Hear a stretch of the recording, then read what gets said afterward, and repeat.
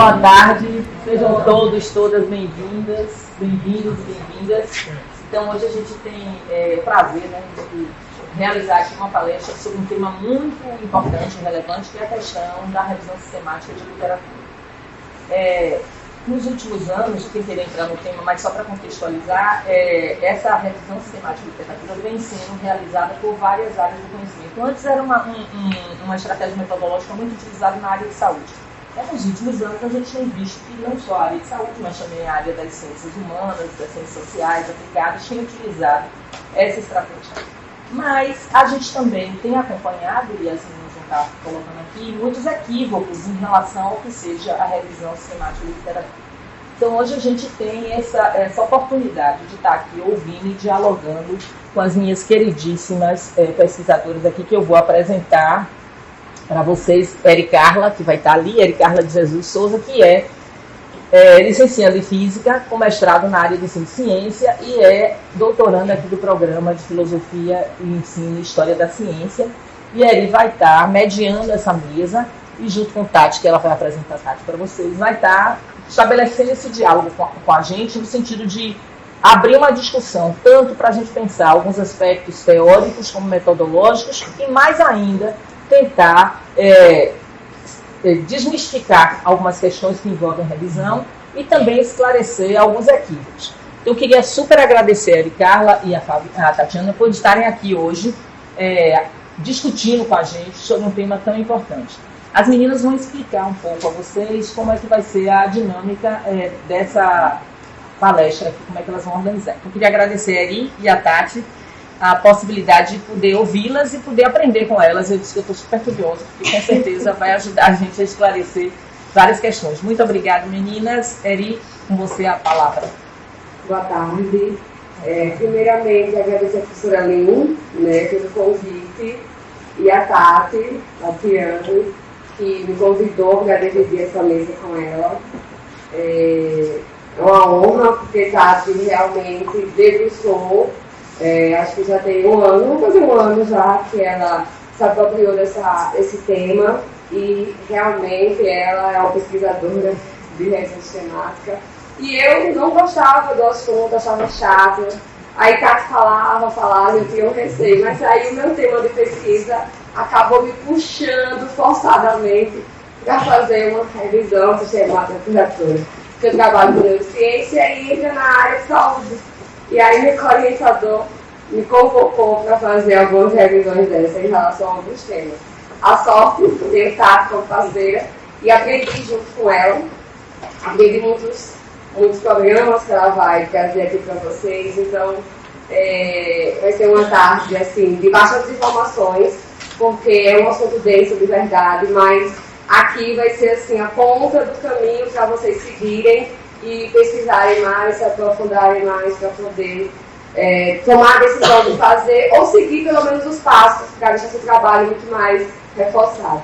Então, Tati, para os íntimos, Tatiana Vieira de Assunção, ela é graduada em Ciências Naturais. É muito importante esse destaque dela, Ciências Naturais, que é um curso que não tem tanta visibilidade nos dias de hoje, assim. Então, Tati tem mestrado também no nosso programa, na área de ensino de ciência, e também é aluna, como eu, doutoranda, do programa de, como você me falou, Filosofia, História e Ensino da Ciência.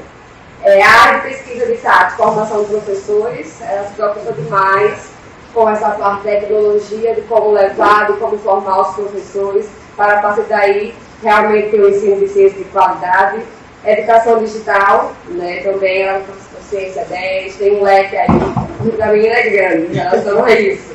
Então, Tati está aí para vocês e aproveitem um pouco dela e possa puxar o máximo. Mas antes dela começar, vamos ver como é que vai ser essa dinâmica. Dividimos a apresentação em 3 momentos, para ficar aberto a diálogos, porque como é muita informação, realmente é muita informação, sou muito software, muito passo a passo, então 3 momentos, aí eu abro a pergunta, a gente fecha, ela responde, vamos para o segundo tópico e assim por diante, certo? Qualquer coisa, levante a mão e a gente vai interagir. Então, gente, boa tarde, sejam bem-vindos, professora ali foi modesta. E complementando o que o professor ali disse, né? A gente justifica porque são várias questões envolvendo a nossa área, que a gente tomou emprestado um método, e eu acho que a gente tem que ter conhecimento de como é esse método, de como é esse passo a passo. Aliás, as etapas ajudam muita gente, né, regularmente, em artigos, em TCC, em dissertação, em tese. É para a vida do graduando e do pós-graduando, né? Eu quero deixar claro aqui que isso não é um curso, é uma discussão a qual a gente está trazendo as principais etapas que vai dar subsídios a vocês para irem pesquisar mais, se aprofundar mais, porque vocês vão saber do solo que vocês estão atuando, né, trabalhando, que podem trabalhar. A grande questão é essa. Então anotem, se permitam perguntar, se eu não souber, eu vou dizer claramente não sei, porque eu não sou especialista na área. Essa curiosidade partiu de um desafio, né? Um desafio, vamos dizer assim, por pura pressão da orientadora, né? Quero uma revisão sistemática de literatura, e eu falei, o que é isso? Não sabia o que era revisão sistemática de literatura. Para mim era uma revisão como uma pesquisa qualquer de literatura. E aí fui estudar. Quanto mais eu estudava, tem um ano e ainda só sei a conta do iceberg, só para vocês terem uma noção. Então, eu vou começar, né? Como a professora ali falou, o título é Desmistificando a Revisão Sistemática da Literatura, que a gente realmente tem que justificar. Antes, eu gostaria de demarcar duas coisinhas, né? A revisão de literatura é um termo genérico que compreende todos os trabalhos publicados que oferece um exame da literatura abrangendo assuntos específicos. Então, para tudo na academia, a gente precisa de um referencial teórico. Que nem um artigo, que nem as etapas de um TCC, as etapas de dissertação, as etapas de uma tese. E aí, nessa perspectiva, eu gostaria de deixar claro na cabeça de vocês que a gente tem dois conceitos para a gente trabalhar. Que é a revisão de literatura, que a gente pode chamar de revisão de literatura narrativa, ou revisão de literatura tradicional, ou revisão de literatura por conveniência. Eu gosto muito do título por conveniência, que é a revisão de literatura que nós fazemos. Porque a gente cria uma busca da maneira que a gente quer, com os termos que a gente quer, e que agrade, que a gente acha que agrada ao nosso objeto. Muitas vezes esses termos e a maneira que a gente busca nem condiz direito com a realidade que a gente está discutindo. Eu só descobri isso bem depois. E aí eu me incluo nisso, porque hoje vejo que a minha dissertação, meu Deus do céu. Então a gente vai evoluindo com os estudos e vai sabendo, né, alguns equívocos que a gente faz no decorrer da nossa trajetória. E aí, avançando, eu trago aqui alguns tipos de revisão sistemática.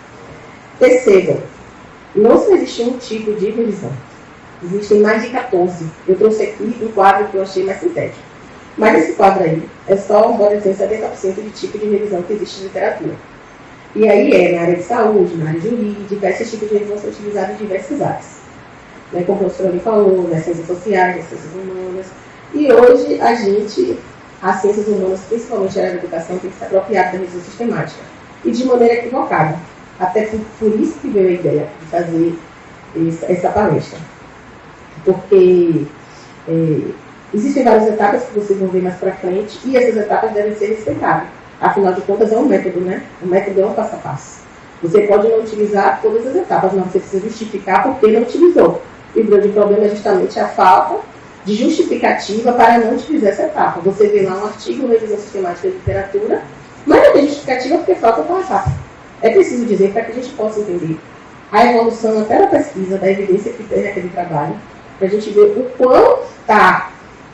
quanto o rigor metodológico está fechadinho, o quanto não está, né? Nesse sentido. Peço licença a vocês, a aula vai ficar gravada, né, Paulo? Porque às vezes os meninos ficam preocupados em anotar e eu acho melhor prestarem atenção. A aula vai ficar gravada, vai disponibilizar onde, pronto? No canal do Comunidades. Pronto, no canal do Comunidade Prática, vocês estão vendo ali, ó, o slogan ali, ó, a marca da Comunidade Titular de Prática. Aí vai ficar lá disponível, você acessa, porque agora eu peço a vocês, por gentileza, que prestem atenção, porque realmente são coisas que a gente pensa que é bobagem, mas que amarram tudo, né? E também peço desculpa se eu tossi ou espirrar, que eu estou me recuperando de um resfriado. Quase que eu não tenho. A gente se preocupou em disponibilizar os softwares, os links, os programas que vão ajudar vocês. Então, daqui a pouco, Cíntia, ali a bolsa de atenção visual que eu usei dela, ela vai pegar um marcador de página onde tem o passo a passo resumido, tem o QR Code. Esse QR Code vai dar em uma página, tem todos os links dos programas importantes que vai ser falado aqui, e também tem um manual, que é assim, é um presentão. Gente, é um presentão, porque é um manual interativo com a linguagem que parece que é uma revistinha muito leve, do passo a passo, da origem, justificando por que usar e o passo a passo de como fazer. Perfeito, assim. Então abusem desse QR Code, compartilhem com a galera. Daqui a pouco Cíntia vai estar passando para vocês. E compartilhem com o máximo de pessoas que puderem, porque quanto mais as pessoas a gente levarem a questão dos conceitos de maneira mais adequada, melhor para a gente, melhor para as produções científicas, né? Foi por isso que a gente criou com muito carinho isso. E graças a Deus, é Deus que volta a gente nesse caminho, achou esse livro para ajudar. Ontem de madrugada. Foi de madrugada. Foi de madrugada. Então, gente, vamos lá. Começando agora, né? Realmente. Revisão sistemática de literatura. Eu coloquei ali 2 conceitos. Um da Croton, de book, que é o site da área de saúde. É um site da área de saúde que existe tudo em revisão sistemática com relação à área de saúde. E um de um artigo, né? Que vocês vão ver no final, como está gravada, vocês vão ver as referências nada desse Ricardo, que também está discussão. A primeira, né?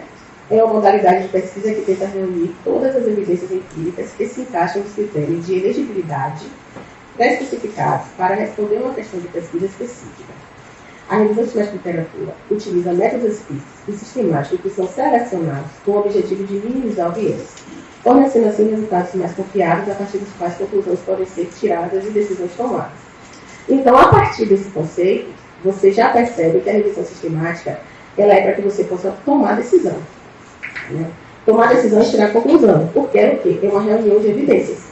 Você vai pegar estudos que já existem e vai reuni-los. Em resumo, é isso a revisão sistemática. É você pegar estudos que já existem, seja ele empírico, seja ele transversal, seja ele da própria revisão de literatura, reunir e tirar conclusões dele ou decisões dele. Por que decisão? Por exemplo, a área de saúde utiliza muito para políticas públicas. Faz um levantamento e, a partir desse achado, dessa revisão de políticas públicas, eles tomam ação com relação à política pública. Isso se faz muito, o jurídico também faz muito isso. Então, essa reunião de evidência ela ajuda você a perceber como anda o campo. E para a gente é importante, porque, olha, se a gente vai falar de um objeto, é preciso saber como é que está esse objeto no dia a dia da gente. Então, isso é muito importante. E a outra é uma modalidade de pesquisa que segue protocolos específicos e que busca entender e dar alguma ludicidade a um grande corpo documental, especialmente verificando o que funciona e o que não funciona em um dado contexto. Exemplo, eu trabalho com ensino por investigação. Existem milhares, ou milhões, eu tenho um colega ali também que trabalha de revisão sistemática de literatura e fala sobre ensino por investigação. Só que quando tu vai ver a revisão sistemática de literatura, tem várias falhas. Isso já abre um leque para que você que vai fazer direito à sua revisão sistemática resista esse protocolo.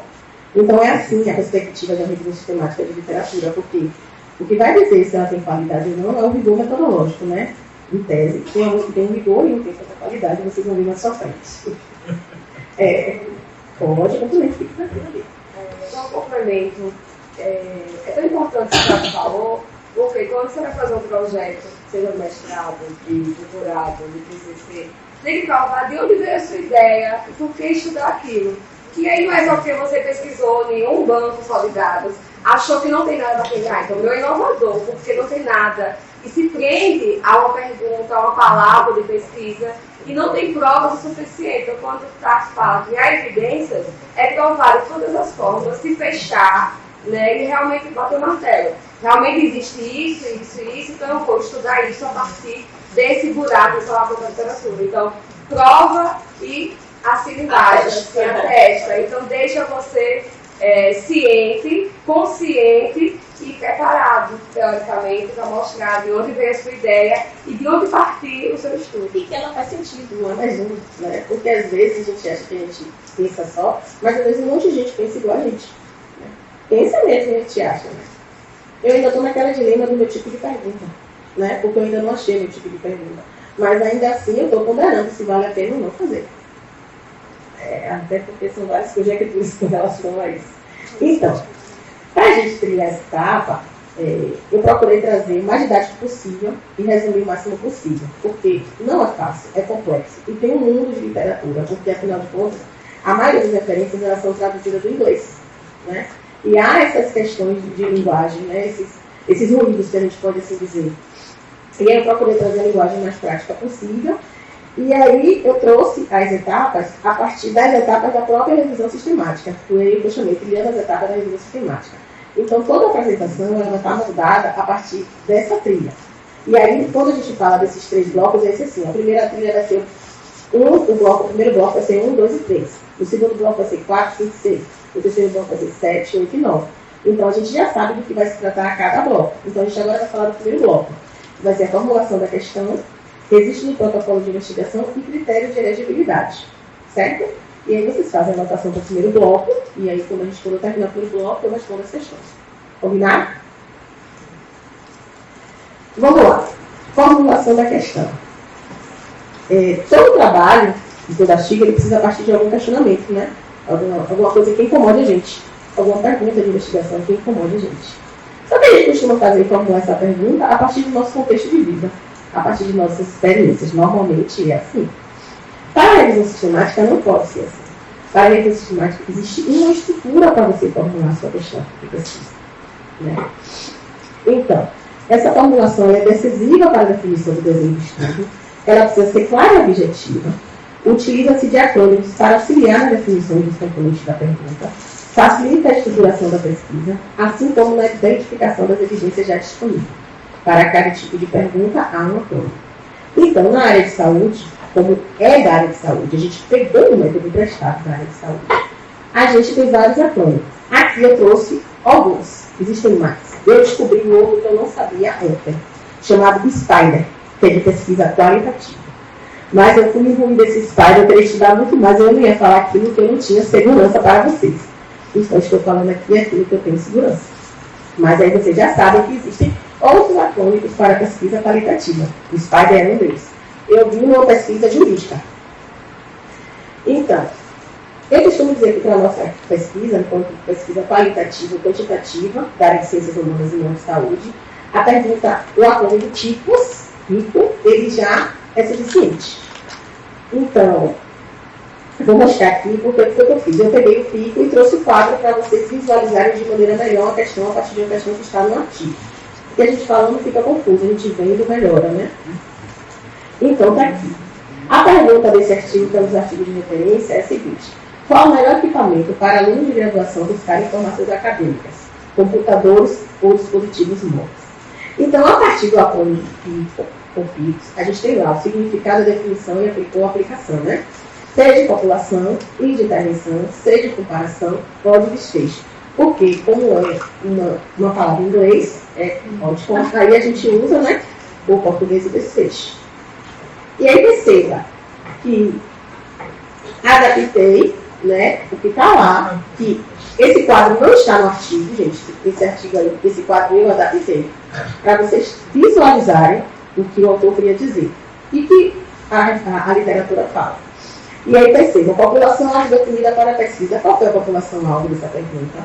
Alunos de graduação. A intervenção a ser observada nessa população, os dispositivos.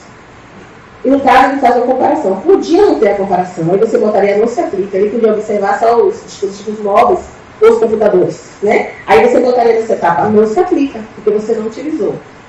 E o desfecho, né? Quais são as saídas esperadas da intervenção da população definida? Então, o que o autor quer saber dessa pergunta? Como esses estudantes buscam a informação acadêmica? É a saída. E o desfecho, o desenho da pesquisa, que pode ser um delineamento. Uma pesquisa empírica, um delineamento de uma pesquisa transversal, de coxa, randômica. Falou tanto na época da Covid de pesquisa randômica. Então, isso também é um tipo de desenho de pesquisa. Mas, nesse caso, não se aplica. Eu não deixei de utilizar a etapa que o pessoal da área de saúde utiliza.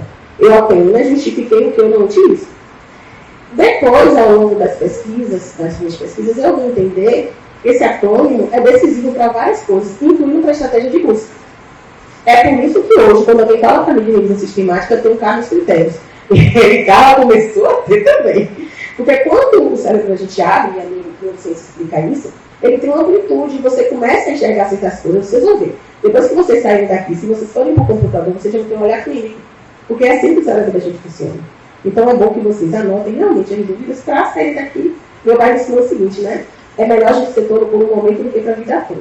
Então, por mais que a pergunta você ache, porque eu acho que não existe pergunta idiota, porque depende de quem está perguntando. Então, por mais que você ache que essa pergunta lhe vá fazer vergonha ou lhe vá ser idiota, não deixe de fazer. Faça, ok, gente? Então, para essa pergunta, também tem um acrônimo chamado FINGER, para dizer se vale a pena para você fazer sua pesquisa. E se essa pergunta vale a pena. Aí a gente tem algumas definições, né? O FINGER, tudo é do inglês. Aí tem uma factível definição. Acesso ao número adequado de participantes. E isso é para a sua pesquisa. Se você, no caso de empírica, né? Se você tem acesso ao número adequado de participantes, se a equipe da pesquisa tem informação para realizar o estudo, e aí mais para frente eu vou falar o porquê a equipe. Se é acessível, se os custos são razoáveis, se há financiamento disponível, se conclui um período razoável, porque ainda tem isso, não existe mais literatura, se passou um ano, você já tem que renovar, porque a gente já tem outras evidências. Então, normalmente, o ideal é que você passe 6 a 8 meses. Também vocês vão ver um quadro sobre isso. Então, se é interessante, as respostas fornecidas pelo estudo serão de interesse para a comunidade científica, porque às vezes a resposta é só para o pesquisador, que vai fazer tanto interesse para a comunidade científica como um todo, ou um grupo pequeno. Porque a questão da revisão sistemática é que seja abrangente, não pequeno. É por isso que pergunta isso. E se vai ser bom, né? Você fornece novos achados, amplia o número de achados anteriores. Para a sua carreira é alinhada ao seu plano de carreira, um exemplo, se ele cara for fazer agora a revisão sistemática dele, ele for ajudar, para mim não vale a pena, não é alinhado ao meu objeto de estudo. Então a gente também precisa ver isso. A risco dos participantes é baixo, aceitável, considerando ética pelos pares, pelo comitê de ética. Hoje o comitê de ética está muito mais cerrado.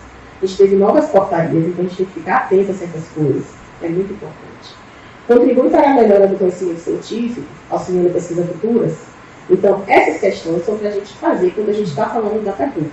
Então, se é a resposta, se tiver pelo menos 2 não, desista da sua revisão de literatura.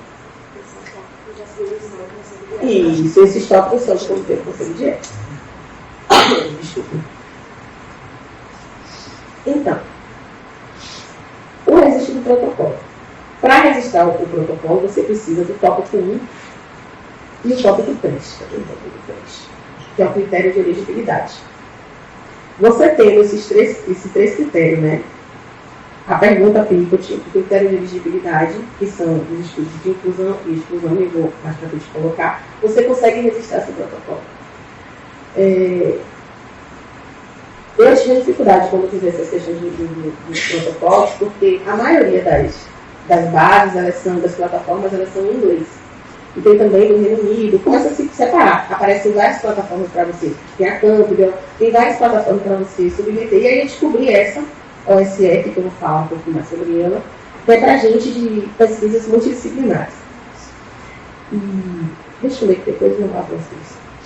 Então, o protocolo ajuda a garantir a consistência, a transparência e a integridade. Permite pesquisar revisões em curso, evitar a revisão sistemática e evita a duplicidade de revisões. Atualiza a revisão ou refaz outras revisões.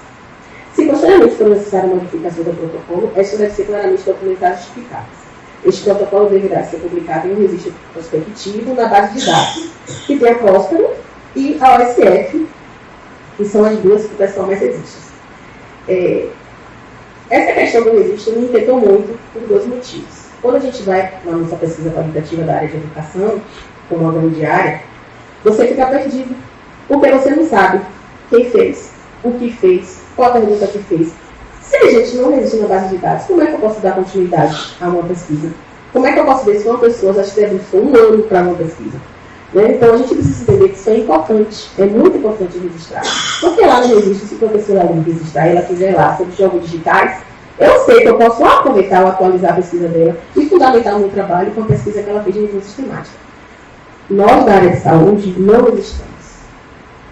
E a gente precisa registrar. E há um suporte para esse registro, eu não sabia. Tem vídeos, orientações, tudo gratuitamente para esse registro. Então, para a área de saúde, a gente é a Open Science Framework, que é a OSF, que é a multidisciplinar.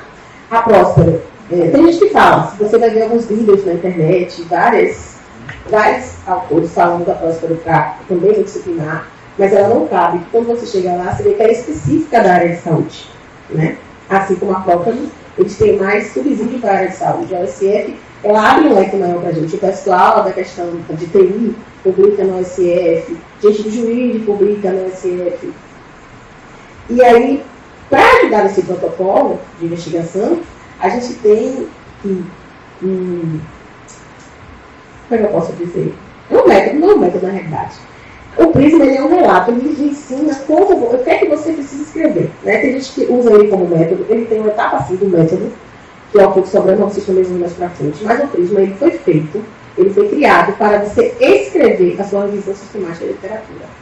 Então, a gente tem lá os tópicos que vocês vão ver mais para frente. Eu preciso que vocês entendam isso, porque é uma confusão até na literatura. Você pega alguns artigos científicos, eu acho que até o Legal, inclusive, eles falam que o Prisma é método.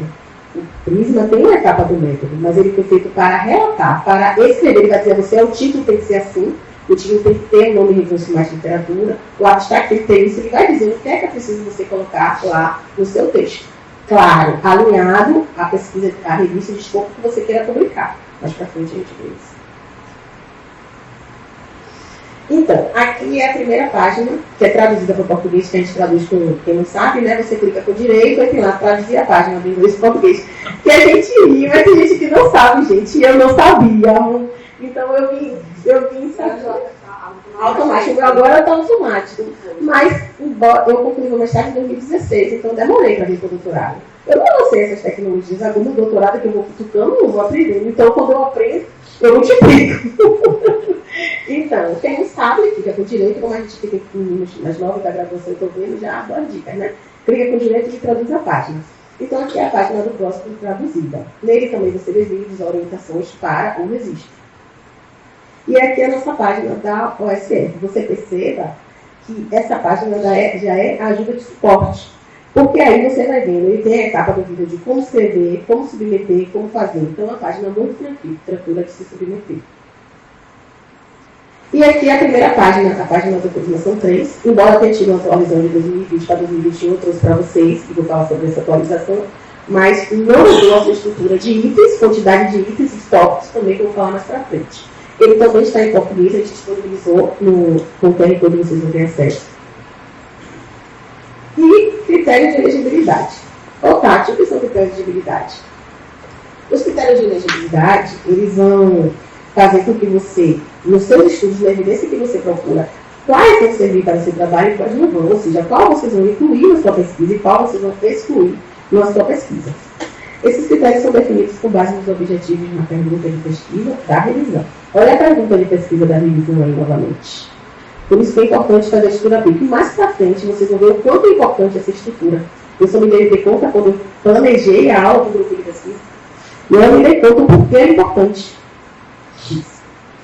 Então, eles são utilizados para garantir que apenas os estudos relevantes e de alta qualidade sejam incluídos na análise. Aí eu coloquei sugestões de critérios. Porque, afinal de contas, aqui eu não estou fazendo curso. Eu estou dando a vocês um pouco de subsídio para fazer a revisão sistemática. Né? E aí vocês têm que estudar profundamente para fazer isso. Aí eu coloquei alguns possíveis critérios. Né? Estudos que não abordam a pergunta de pesquisa de revisão, eles podem ser excluídos. Estudo com desenho inadequado ou baixa qualidade metodológica, a gente fala assim, isso dá trabalho. Mas quantos artigos de análise a gente vê aí, a gente não vê como pesquisa uma estratégia de busca, a gente não sabe o método que fez para analisar, eu tenho uma categorização sim, a partir de quem você caracterizou. Eu preciso caracterizar por alguém. Se você não vai usar Vardan, mas usou uma etapa, você tem que dizer lá, eu utilizei a etapa de categorização, eu utilizei a categorização da grande teoria. Você precisa dizer de onde você tirou, então os trabalhos não tem de simplesmente, flutuou, está lá, né? Categorização. Então, a gente tem como avaliar se o trabalho de qualidade. Quando você não entende a metodologia, ele não tem qualidade. É uma pergunta simples, eu acho.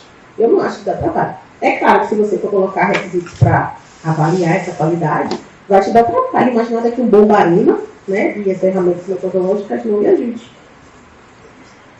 Estudos que não relatam os desfechos de interesse. E aí, desfecho de interesse tem a ver lá com aquele tópico da pergunta PIP. Esse desfecho de interesse. Estudos publicados em idiomas que não são compreendidos pelos revisores.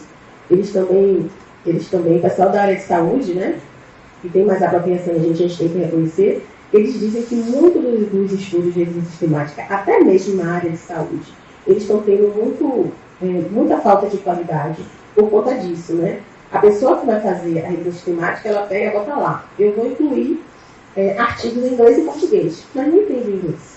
acaba pesando todo o trabalho. Então, se você não tem segurança, não tem ninguém que lhe ajude, faça em português. Não tem problema algum, você justifica o porquê.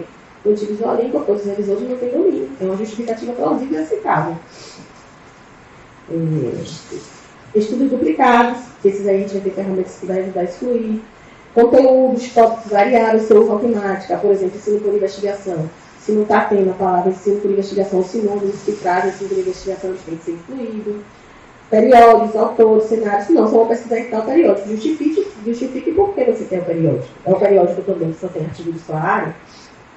O cenário, participantes, então tudo isso pode ser critérios de inclusão e de exclusão. Toda vez que vocês ouvirem falar de critérios de elegibilidade, a gente está falando de critérios de inclusão e de exclusão.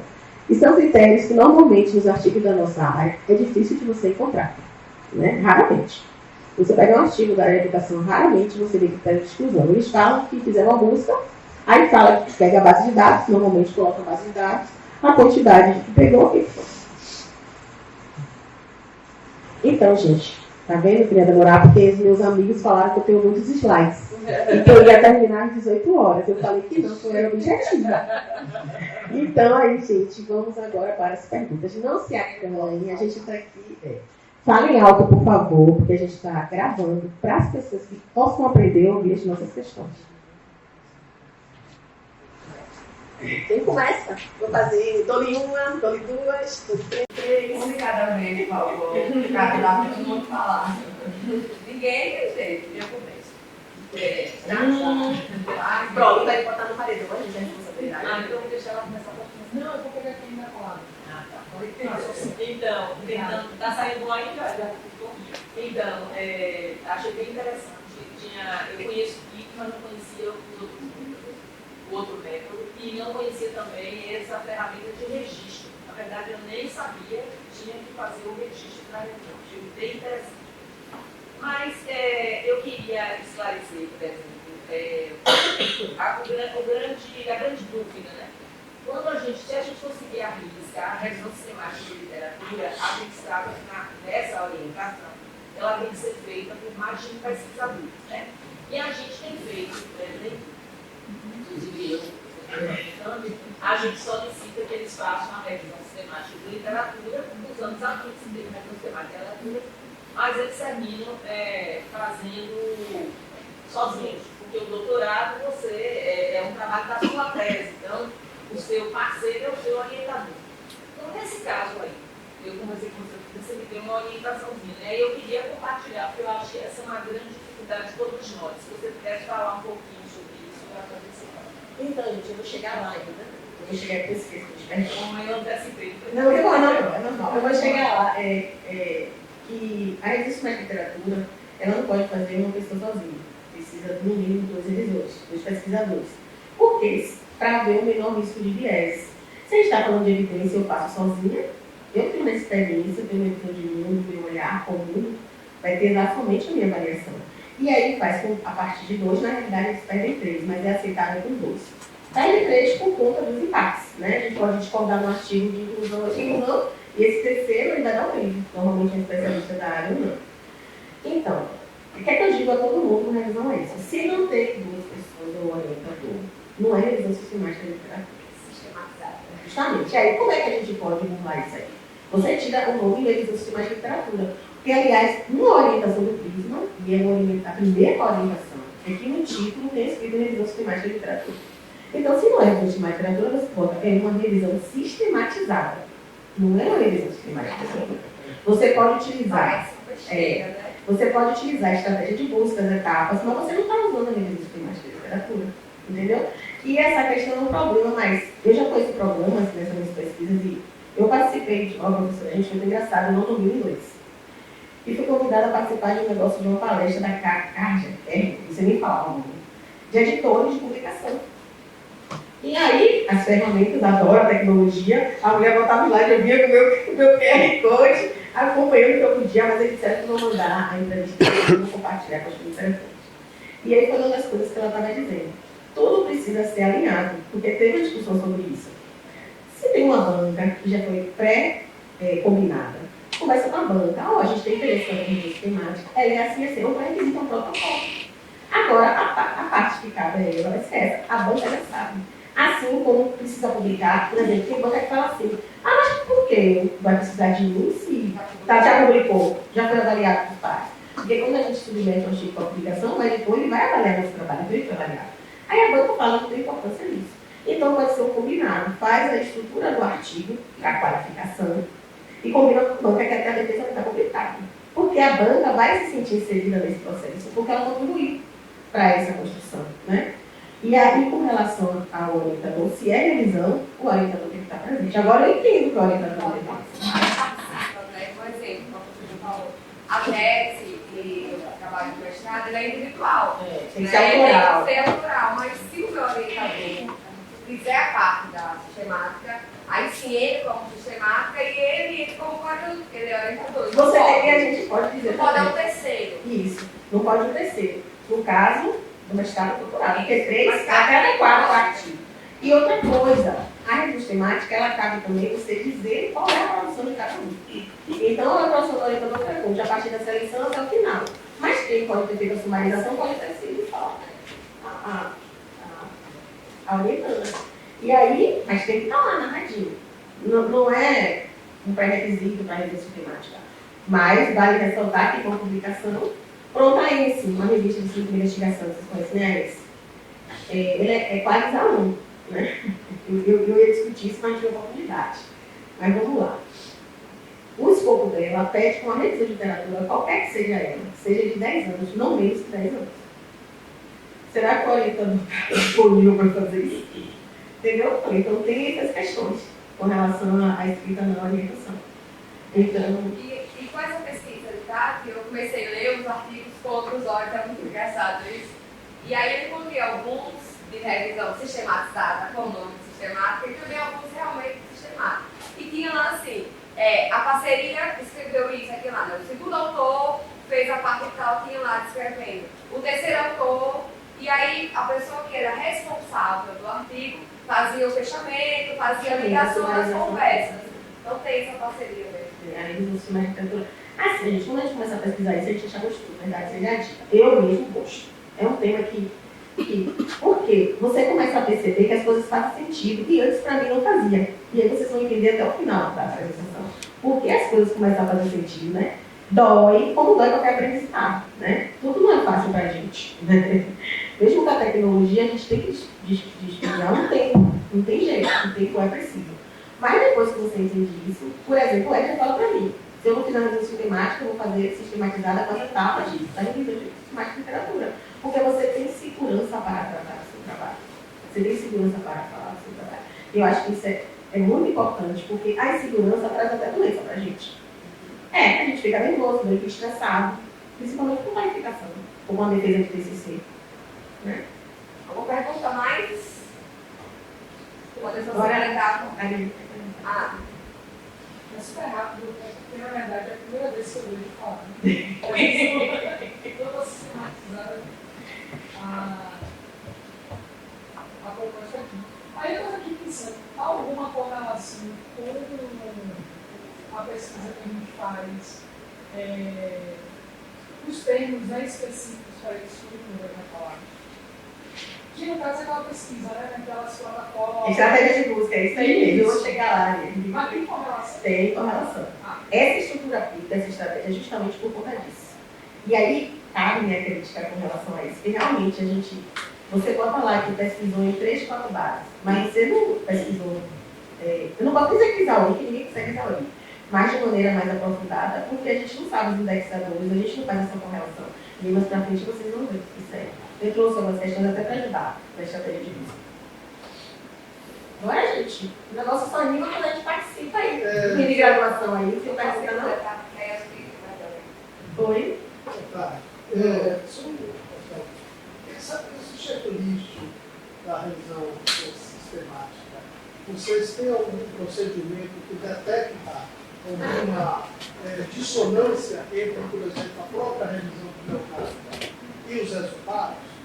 Porque, assim, quando conversa, muitas vezes você vê na revisão, na banca e tal,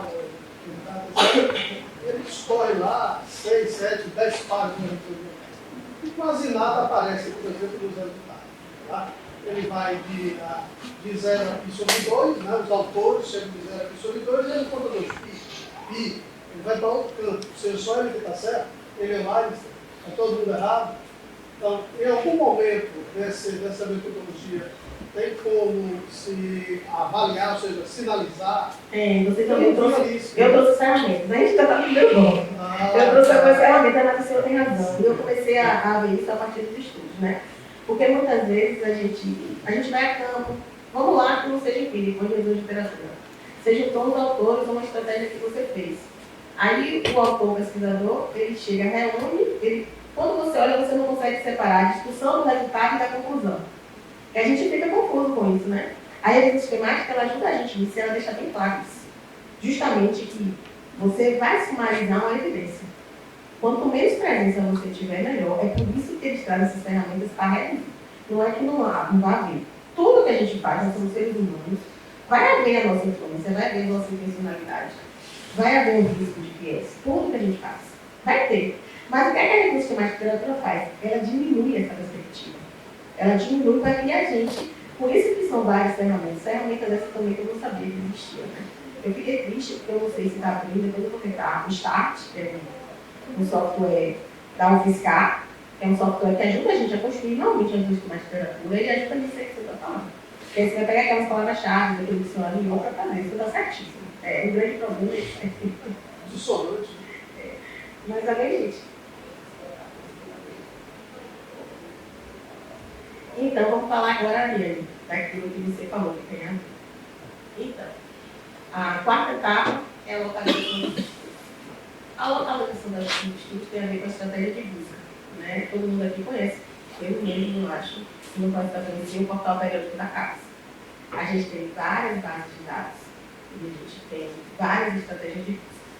Eu trouxe para aqui só para contribuir, né? Então, elaboração da estratégia de busca. As bases de dados possuem especificidades. Recomenda-se iniciar a estratégia de busca por uma base de dados, geralmente a maior ou mais importante da área.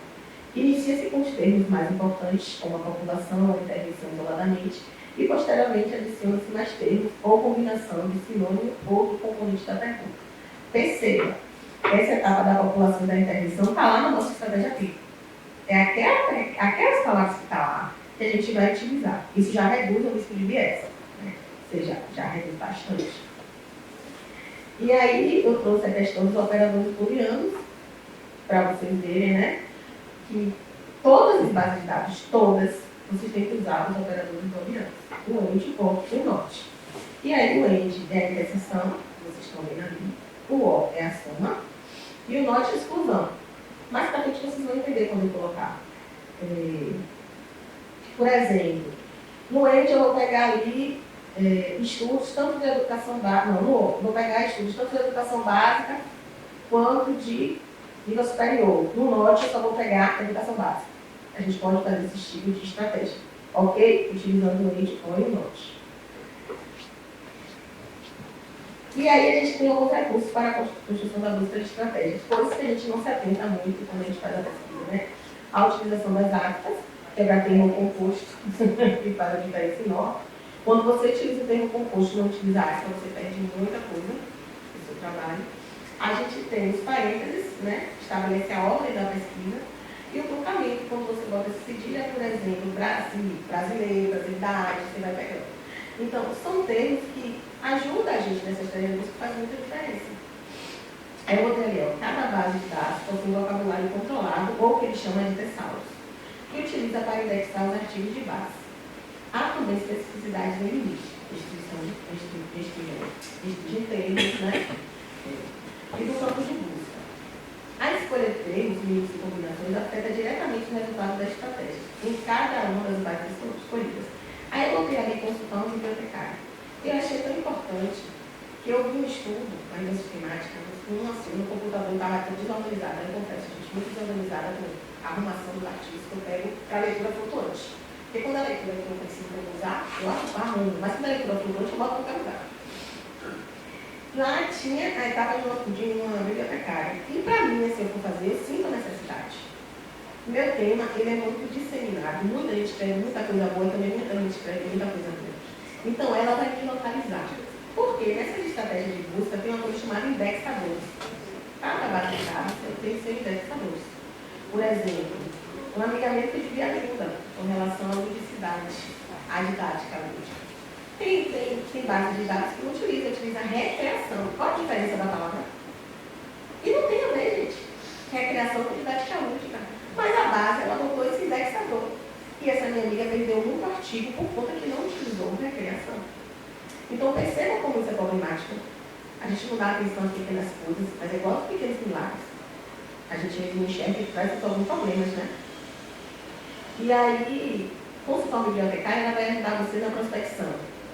E aqui a gente tem uma área de saúde, a bibliotecária da equipe de saúde, ela é muito boa.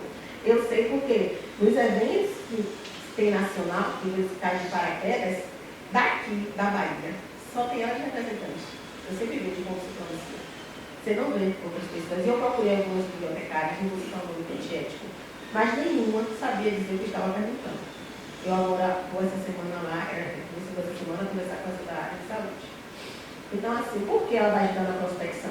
Porque ela vai lhe dizer qual base de dados tem mais artigos da sua temática, ela sabe. Qual base de dados discute mais isso? Qual tem uma afinidade melhor com sua temática? Por exemplo, a depender da extensão da sua base de dados, sim, já difere até a estratégia de busca. Eu não sabia que extensão também tinha a ver. A depender de sua base de dados, ser do Reino Unido ou dos Estados Unidos. Então, tem muita coisa que a gente não sabe que eles estudam para isso. E aí, eu fico me perguntando, tantas boas funcionalidades que a bibliotecária tem no Instituto e ela fica subutilizada, a verdade é essa. Porque a gente não leva demanda para ela, a gente não leva demanda nenhuma. E a partir desses estudos eu vi a necessidade e vi que nisso aí ela é muito importante. Pelo menos na minha perspectiva, para mim ela é muito importante. Para mim ela pode ser decisiva na qualidade metodológica do meu trabalho. Agora vocês vão entender mais por que é importante essa estratégia FICO.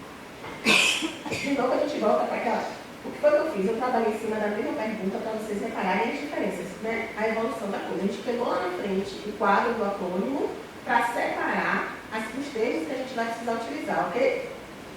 Agora a gente vai para a estratégia de busca. Tem lá mais um quadro. Naquele quadro de acrônimo que eu coloquei termos ou palavras-chave e seus sinônimos. Então, a gente viu que a população na pergunta era alunos de graduação. Mas na pesquisa eu posso utilizar a palavra graduantes. Como podia utilizar estudantes. Eu não coloquei tudo, né? Então, na estratégia de busca também é para ter esses termos. Os dispositivos podem ser equipamentos, recursos tecnológicos, busca por informação acadêmica, consultar material na faculdade e outros termos. E não estratégia, né? Então, assim, o que eu quero dizer é que essa estratégia, quando você usa o FICO, você fecha mais a sua questão da pergunta e sua estratégia de busca. Porque você vai pensar nos sinônimos para ela porque ela está separada. Quando a gente tem a pergunta declarada, como é no artigo, seja lá na tese de apresentação, você não consegue ver isso. Dificilmente, a gente está tão imbuída da temática que a gente não enxerga um monte de coisa. Imagina uma questão dessa aí. E aí, eu coloquei aqui, né, os prêmios de pesquisa, que eles são termos relacionados, por exemplo, a informações acadêmicas, literatura acadêmica, combinados com termos como graduação, estudantes ou alunos. Além disso, procurar artigos que mencionam computadores, desktops, laptops, bem como dispositivos móveis, smartphones e tablets. Então, todas essas palavras têm que estar na estratégia de busca para essa questão que a gente escreveu, que não está nessa questão. Então, quando você separa nessa perspectiva, ajuda você na estratégia de busca. Aí sim você pode dizer que você pesquisou profundamente. Então, você não pode chegar para mim, pesquisar em 4 bases de dados, embora sejam bases reconhecidas, bases grandes, mas você não utilizou a estratégia de busca adequadamente. Justamente, então, a sua estratégia, a sua evidência, ela vai estar enviesada. É igual o pessoal depois falou para mim, não tem nada do meu trabalho. Você não pode ver que não tem nada do seu trabalho. Eu perguntei, quantas palavras você utilizou para a sua busca? Então, a base de dados não tem. Então, a gente não sabe dessas coisas. Isso é importante. Além de trazer o rigor metodológico, traz o conforto de que você está procurando adequadamente aquela questão. E aí eu coloquei um stream ali, pronto, tá vendo? Com chaves, ou com parênteses e com as aspas, tá vendo? Com informações acadêmicas, ou literatura acadêmica, de graduação, ou estudante. Assim você pode pesquisar numa base de dados. aqui tem algumas bases de dados. Eu mesmo não conhecia a EduBase, que é uma base de dados brasileira. Eu não tinha conhecimento. A ERIC, que é internacional, é uma grande área da área de educação. Né? O Portal Brasileiro de Publicações Científicas e Acesso Aberto, o ASBR, eu não conhecia. Então, a partir dessas discussões, eu passei a conhecer um monte de coisa. Uma outra coisa, por exemplo, a gente fala assim, pesquisei na Expo e acho que é Expo e na Science Direct. A Expo é da SBR, não é? Então, para que você pesquisou na SBR? Se a Expo pega todo mundo, é da mesma empresa, é a mesma dona. Então não faz sentido você utilizar, porque o artigo vai dar totalmente duplicado, porque a Expo já vai trazer todo mundo, né? Você disse que pesquisou na Expo e na Science Direct. Então tem tudo isso que a gente precisa saber e a gente não sabe. E que é importante conhecer sua base de dados. Hoje, o Google Acadêmico é uma base de dados de index H5. Todo mundo está citando o Google Acadêmico. Melhorou muito, até a questão da disponibilidade de artigos. Né? A maioria dos repositórios de ciência aberta, gente, eu aconselho vocês a utilizarem até para a gente movimentar isso, que eu acho que a ideia tem que ser essa. A gente tem que movimentar as bases que são gratuitas, os portais que são gratuitos para a gente. É muito importante isso. Então, assim, e tem outra coisa que a gente não sabe que pode ajudar. Aí foram umas que eu trouxe. Tem a Redalic, né? Que é a pequenininha ali, mais escura que não está aparecendo muito, que é uma base de dados mexicana, que ela foi criada para se encontrar com o alurocentrismo da ERIC, né? Da questão da branquitude da plataforma ERIC. Aí se criou a Redalic, que é uma plataforma latino-americana, mexicana. Então, a gente tem várias bases que ajudam a gente na busca. Agora, de nada adianta a gente saber várias bases se a gente não saber os sinônimos, os acrônimos da pesquisa da gente, do objeto da gente principalmente. E como organizar, né? Uma das coisas boas é que a revisão sistemática, ela não me dá isso de bandeja, mas ela me diz o caminho. E se você tiver paciência, você encontra. Porque, assim, foram 2 dias que eu encontrei muitas coisas novas, eu comentei com ela, tem muita novidade. Se eu viesse aqui com uma aula que eu apresentei no grupo de pesquisa, que é aqui, tem ele, também ali de testemunho, que não é a mesma apresentação, só totalmente diferente. Então, a gente tem que estar pesquisando a todo momento, ter novidade a todo momento. E aqui a gente traz alguns softwares que vai ajudar vocês nessa questão do gerenciamento das referências. Todos eles que estão aí são gratuitos, a não ser o EndNote, que é a versão da escritório paga. Mas todos eles aí são gratuitos que você pode utilizar. Você vai baixando suas referências nele, ele vai excluir os seus duplicados, você vai configurar de acordo com o seu objeto, da temática, dos indexadores, dos figuras que você queira. Então isso é gratuito. Isso é vocês baixarem e pesquisarem. Tem um tutorial de um montão na rede para vocês utilizarem. Né? Tem passo a passo incluído. Quando você colocar o tutorial, você bota assim, por exemplo, Mendeley, passo a passo do Mendeley no YouTube. Vai ter um passo a passo. É interessante você botar o passo a passo, porque vai trazer um vídeo que tenha mais paciência para a gente que não tem habilidade. Quando você bota só um vídeo, ele vai sair qualquer vídeo. Quando você bota o passo a passo, vão trazer vídeos que tem paciência com a gente que não tem habilidade, com certas coisas que a gente não conhece. Porque qualquer coisa que a gente não conhece, tem treinamento e dificuldade, né? Isso ajuda. Então, preparar os resultados de busca para a seleção. Após concluir as buscas, os resultados são exportados em arquivo de acordo com a disponibilidade de cada base de dados, geralmente no formato eletrônico. Aí tem as descrições ali que vocês podem ver, TXT, PDF, bloco de notas, e ele vai de acordo com o gerenciador que vocês vão utilizar. E lá no gerenciador também vai dizer como é que você vai importar, né? Se vai ser planilha, se vai ser uma extensão do sistema, você vai ter tudo isso lá.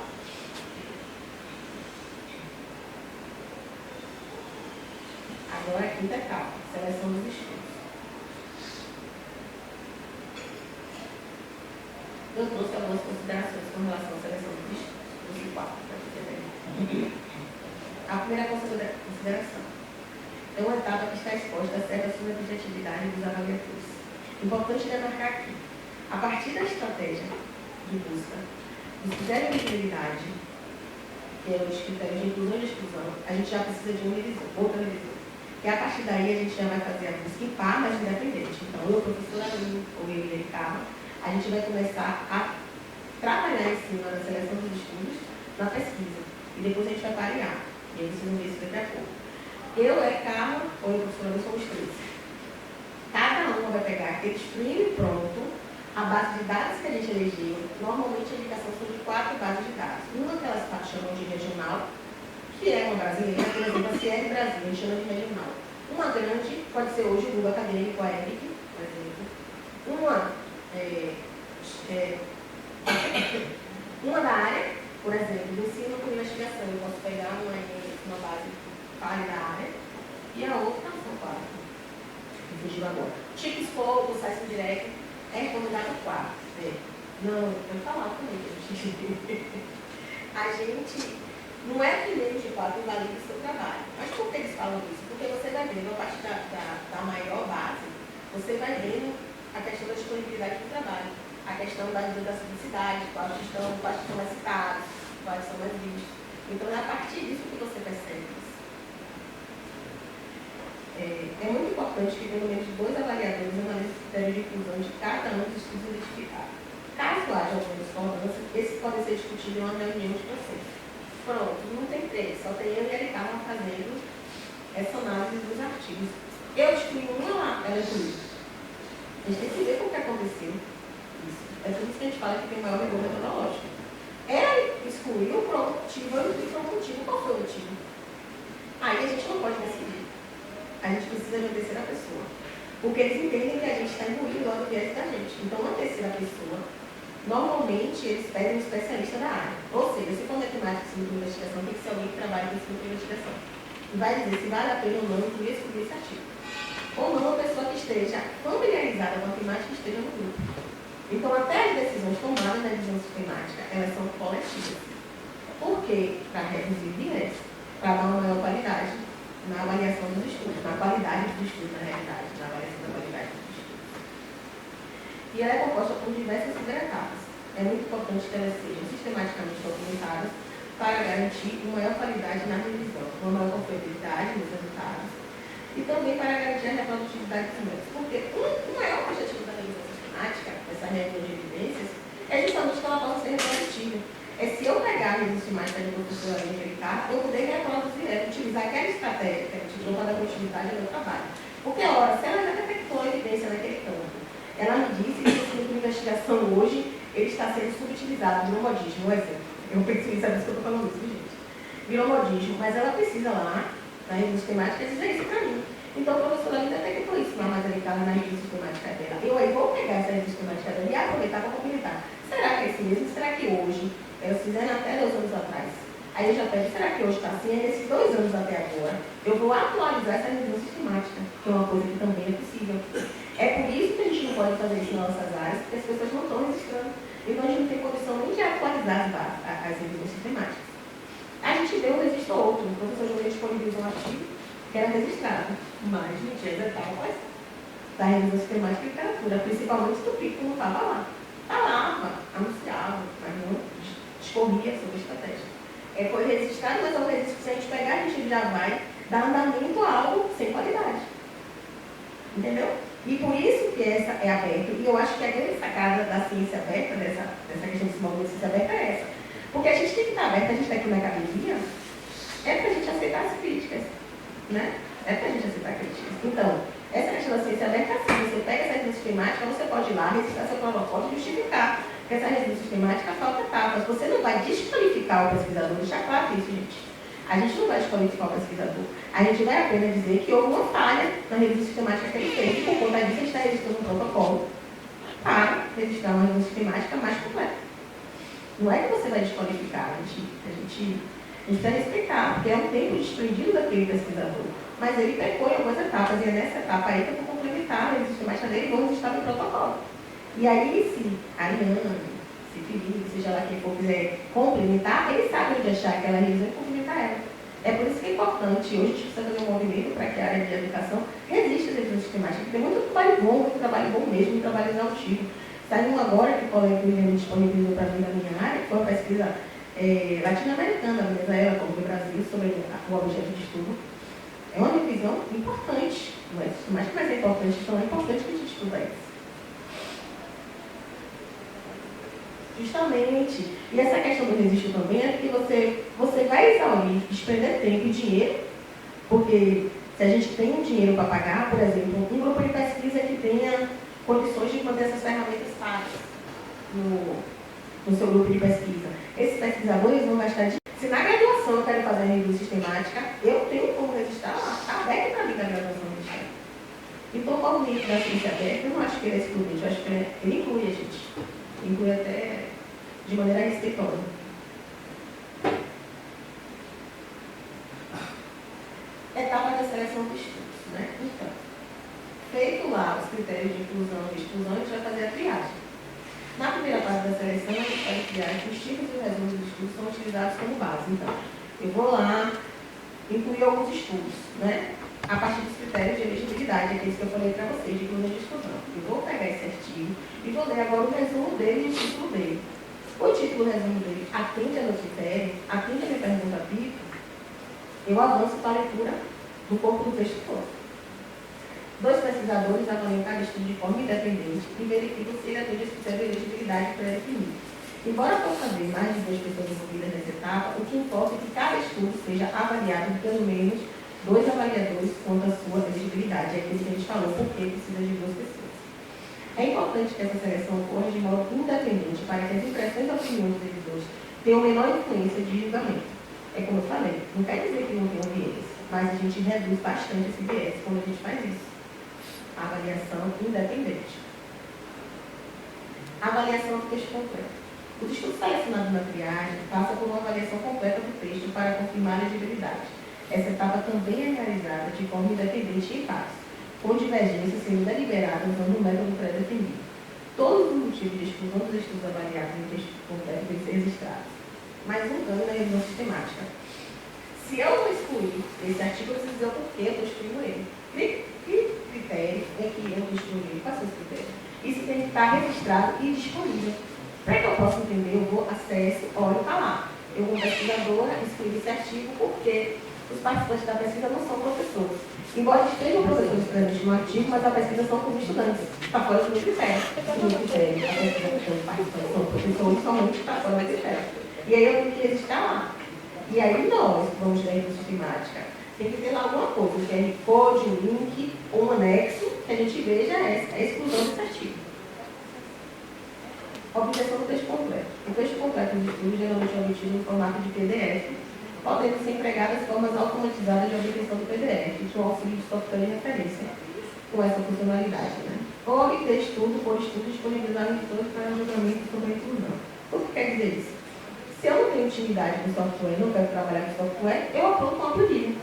Minhas informações ficam na planilha do Excel, mas eu preciso registrar, sim, e disponibilizar. Então, assim, não tem aquelas teses, aqueles artigos, aquela dissertação, aquele TCC que você procura as coisas, você, cadê? Não tem aqui, isso, cadê? Né? Às vezes falta informação para você compreender aquele estudo. Na revisão sistemática, você pode acessar o que foi excluído e entender por que ele excluiu. Então, o que há na revisão sistemática são transparência, tudo é muito transparente. Tudo tem que ser escrito, tudo tem que ser feito, disponibilizado critério por critério. E existem balizas e pré-requisitos para tudo. Então, a gente tem ferramentas que ajudam nisso, que eu vou falar mais para frente.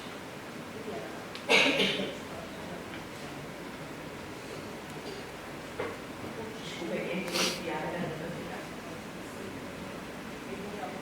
Concordância da seleção. O mais importante na seleção é garantir que os estudos que cumpram os critérios de elegibilidade sejam identificados e incluídos. A busca e a seleção pelos avaliadores devem ser bem feitas para garantir a inclusão dos estudos que, de fato, devem ser incluídos. Aí tem que ter esse de fato, porque a gente precisa ter muito cuidado nessa questão. Porque ele tem que atender os critérios que você separou para que vocês possam dizer se é excluído ou incluído. Registrar é preciso. É importante que os artigos recuperados durante a busca, com as publicações envolvidas e os estudos selecionados incluídos e excluídos, juntamente com seus motivos, sejam devidamente registrados. Esse registro é um resultado essencial que deve ser apresentado na revisão e, portanto, deve ser preciso e confiável. O registro adequado e detalhado dos procedimentos e resultados é fundamental para garantir a transparência e a reprodutibilidade da revisão. Se eu vou reproduzir aquela estratégia de busca para atualizar a revisão, eu preciso entender por que aqueles artigos foram excluídos. Isso vai me ajudar na minha revisão que eu estou fazendo. Porque a partir daqueles critérios eu posso utilizar no meu também, certo? Gente, eu esqueci de citar muito importante aí, esse registro de resíduos e esse tópico, eu construí a partir de Galvão. de Thaís Galvão, que é uma autora, ela está lá no manifesto, no roteiro, que é muito importante que tem que reconhecer o que cada um fala, né, gente? Aqui tem software que ajuda a gente na construção da revisão sistemática de literatura. E ali do lado eu botei esse software e etapas executadas no programa. Está ali, óbvios, triagem, seleção de texto concreto, extração de dados e avaliação crítica. Esse que eu estou falando de estilo, né? SR, triagem, seleção de texto concreto e extração de dados. O Reian, né? Esse aí é gratuito, só faz triagem, o pessoal da área de saúde, acho que é Reian, sei lá, não sei falar isso. É da triagem. E o STAT. O STAT é da fiscal. Ele faz o planejamento da educação e sistematização. Então, ele faz uma grande etapa da revisão sistemática de literatura. Ele é gratuito. É da Universidade de São Carlos. Eu tentei acessar ontem, para a gente fazer um print aqui. Mas o que é que ocorre? Não sei se vocês estão vendo. Às vezes é a base da Cielo, algumas bases de dados. E alguns softwares que estão depositados em algumas bases ou algumas plataformas, eles estão sempre fora do ar ultimamente. Porque eles estão em período de avaliação financeira. Ou seja, nada de graça, né, gente? Por exemplo, se a gente acessa a Escopo, acesso direto na portal do CAPES, é porque o governo federal paga a USFE para a gente acessar. A mesma coisa o software, embora ele seja gratuito, ele está na plataforma paga. Então eu não consegui abrir, mas provavelmente vai abrir até que se regularizar. Então anota e guarde, porque vale muito a pena. Está lá no QR Code, tem tutorial também de passo a passo dele. Só para esse a avaliação da qualidade dos estudos. O autor de recursos climáticos deve estabelecer um checklist com critérios específicos para avaliar a qualidade dos estudos incluídos em sua revisão. Essa abordagem é conhecida como avaliação da qualidade ou avaliação crítica dos estudos. A qualidade dos estudos de literatura depende da qualidade dos artigos utilizados como referência teórica. É possível que a revisão sistemática de literatura bem executada ocasione uma evidência de qualidade baixa. E aí, essa Thaís bota assim. Diferença entre a qualidade da revisão. Essa diferença da qualidade é como essa revisão foi feita. E a qualidade da evidência, resultado da pesquisa incluída.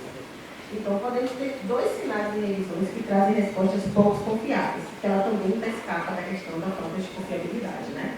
O primeiro, revisão sistemática mal conduzida de um tema bem investigado. Então, tem um tema que a gente tem muitos trabalhos, muitas investigações. Mas eu conduzi a revisão sistemática de maneira inadequada ou equivocada. Então, eu não vou dar uma boa evidência para quem for utilizar a minha revisão. E a revisão sistemática bem conduzida de um tema mal investigado. Então, embora eu resista todo o protocolo, faça todo o passo a passo direitinho, mas eu incluí estudos que não tinham qualidade. E aí você pode trazer revisões sistemáticas não confiáveis. Os autores de revisão sistemática devem estabelecer um checklist ou critério específico para avaliar a qualidade dos estudos incluídos em sua revisão. Essa abordagem é conhecida como avaliação de qualidade ou avaliação crítica dos estudos. Então, para isso, normalmente a gente usa o prisma que eu falei, que ele relata os principais erros, né? O prisma é estudos relativos à sistemática e de meta-análise, que é um outro tipo de revisão, que as pessoas costumam confundir, né? Revisão sistemática de literatura com revisão sistemática e meta-análise. Não. Revisão sistemática é uma coisa e meta-análise é outra. Agora, quem trabalha com dados quantitativos, pesquisas qualitativas, ela é ótima, porque você agrega a meta-análise à revisão sistemática de literatura. É importante falar isso, porque é uma confusão com relação com isso. Né? O PRISM ele serve para estudar a revisão sistemática e meta-análise, ele sistematiza os dados para análise mais consistente, possui uma matriz com 27 itens e fluxogramas com 3 etapas. Há um tempo atrás, em 2020, eram 4 etapas, agora foi para 3, e teve algumas diferenças. Aí um exemplo de um estudo que eu peguei lá no esqueci de botar a referência, no Google Imagens, né? E aí está dizendo mais ou menos como foi, que a gente fala ali da identificação do estudo, dos critérios de elegibilidade, que foi o que foi tirado, que eram 4 etapas, né? Dá para vocês verem? Está vendo ali? Inclusão, seleção e identificação. Mas tinha no curso anterior, no curso anterior, a etapa de elegibilidade, que foi essa que foi tirada. Eles fizeram isso, mas eles trouxeram outras novidades. Então, agora é assim, a gente tem 3 etapas, mas tem uma etapa no curso anterior, isso aqui é metodológico, né? Vocês vão falar sobre os artigos dos estudos excluídos. Então, essa é uma revisão sistemática nova, essa etapa. sistemática nova, porque o banco de dados existe de outras coisas. Aqui é só banco de dados que existe. Aqui é outras coisas. Um exemplo. Você pega uma fonte de literatura cinzenta. O que é literatura cinzenta? São TCCs, dissertações, teses, documentos públicos. A gente chama de literatura cinzenta, gente, não é porque é ruim, não. É porque ele foi avaliado pelos pares, somente pela banca, né? E a banca também avalia por conveniência, a grande maioria. Assim como a gente escreve. E aqui não é criticando os pares, não, gente. É que a gente fala por conveniência porque a gente faz de acordo com como quer. E na revisão sistemática, essa palavra conveniência não cabe, né? Nem para dissertação por conveniência, nem para tese por conveniência. E aqui lá, perceba que tem mais um quadro. Quando você bota mais uma informação na revisão sistemática nova, tem mais um quadro. Tem mais dois. Então, quando você acessa o Prima hoje, você tem 4 arquivos no Word. Que esses 2 é para a revisão sistemática nova. Tem mais 2 para atualização de revisões que existam. Entendeu? Então, são 4 agora. 4 arquivos para isso. Então, os outros 2 é o quê? Eu vou atualizar para... Aqui já existe, com o banco de dados de registro, e vou atualizar, aqui já existe, com o banco de dados de registro de outras fontes.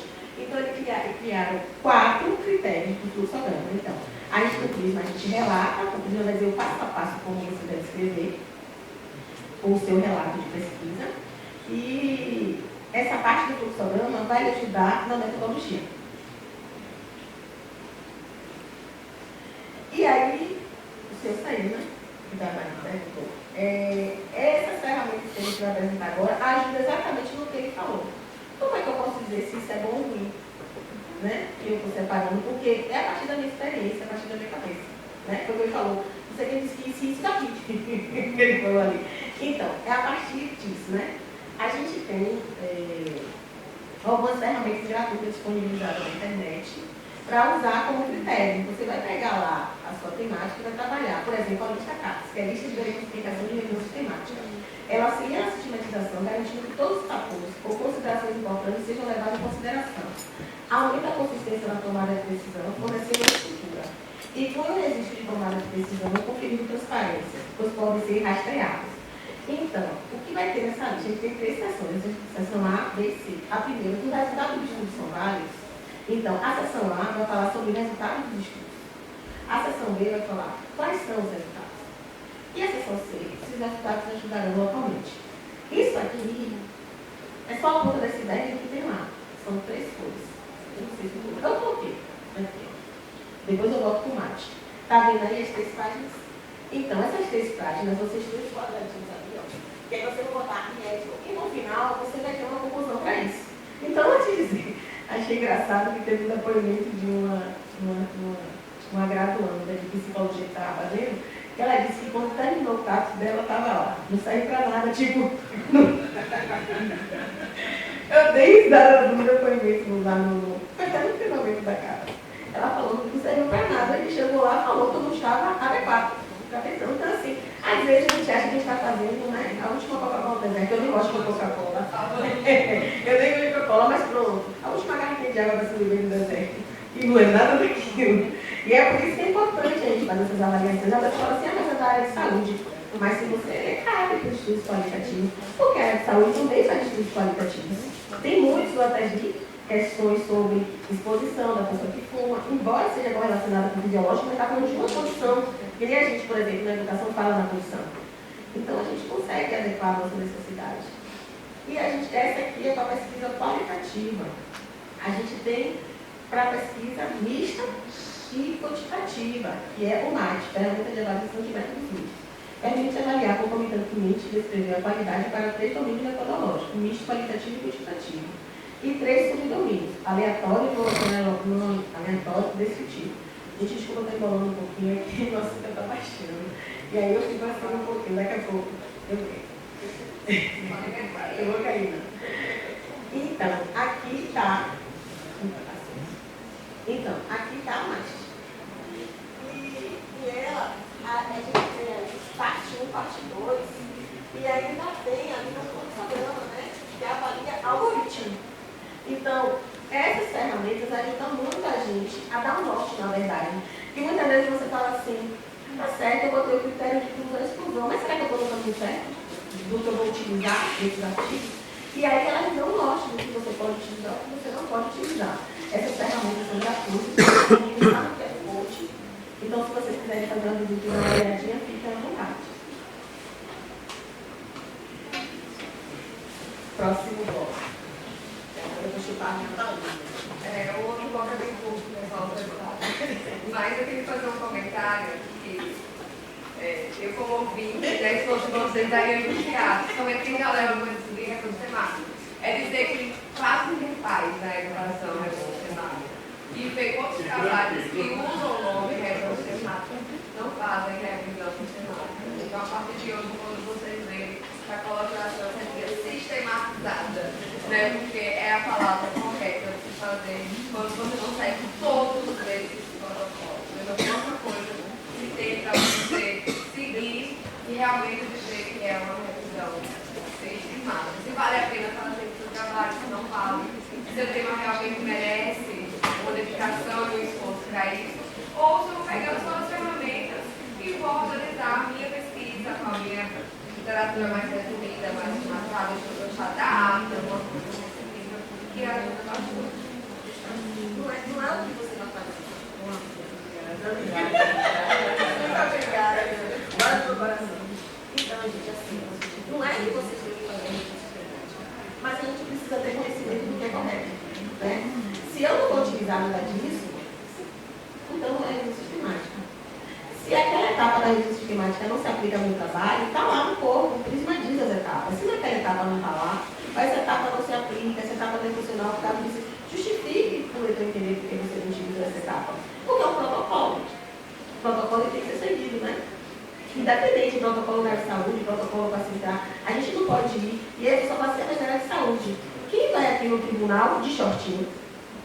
O protocolo é utilizar uma calça. Isso é um protocolo, você precisa seguir. Então é nessa perspectiva que a gente fala, né? E às vezes a gente tem medo, porque eu peguei uma visão sistemática de sumidade na minha área. De pessoas que a gente fica até com medo, chega um lugar e dizer, não foi visão sistemática. Sabe que foi. Entendeu? E a gente precisa ter a humildade de reconhecer que o negócio, acho que começou assim. Alguém pegou, outro foi reproduzindo. É que nem quando a gente faz o telefone sem fio, que eu conheço, já aplicou, não sei. Você pega o telefone sem fio, a pessoa conta a história, quando você vai ver no final, a história está toda atravessada. Então, se a gente tem a oportunidade de corrigir, vamos estimular. Você não é obrigado a fazer revisão. Não vai ser revisão, vai ser uma revisão de literatura sistematizada que utiliza etapas da revisão sistemática de literatura. Todas as etapas da revisão sistemática de literatura que eu vou utilizar são essas. É interessante lembrar, porque trazer todas essas coisas, né? Porque a gente chega a um nível de complexidade muito grande e a gente está banalizando mesmo, né? Você falou agora, né? Considerando toda essa complexidade que a maioria de nós não estamos fazendo exatamente o que deveria, talvez seja melhor realmente usar a revisão de literatura, a revisão de literatura sistematizada, porque aí você pode, como você acabou de dizer, né? Utilizar os elementos de uma revisão sistemática de literatura, mas naquele momento não é essa a intenção. E não conheci o mercado desses instrumentos para avaliar, isso é bem interessante. Para todo mundo que eu falo, me chama. Porque o pessoal fica assombrado, eu fiquei mais ainda, hein? Porque assim, eu acho que eu tenho muita boa coisa, e aí, para os níveis de graduação, inglês é importante, gente. Vamos estudar inglês, eu já comecei agora. Comecei tarde.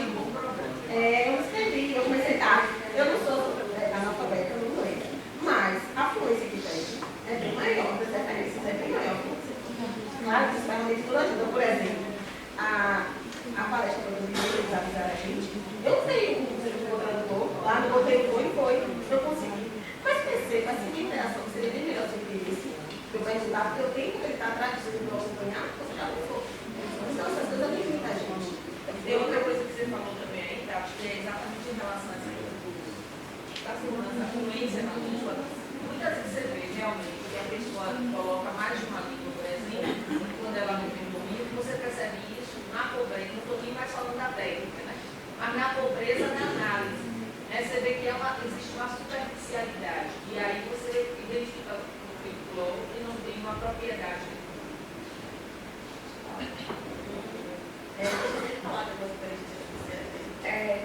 Pegando o gancho da professora Lisa, que a gente está aqui assistiu toda a disposição do Estado de PG, ele tem um âmbito muito bom para ajudar na redação sistemática. Ele não vai fazer nada essa etapa toda, mas ele consegue validar o artigo se ele é relevante ou não relevante de acordo com a sua pesquisa. Tem aqui, que eu vou visualizar, deixa eu falar esse nome, né?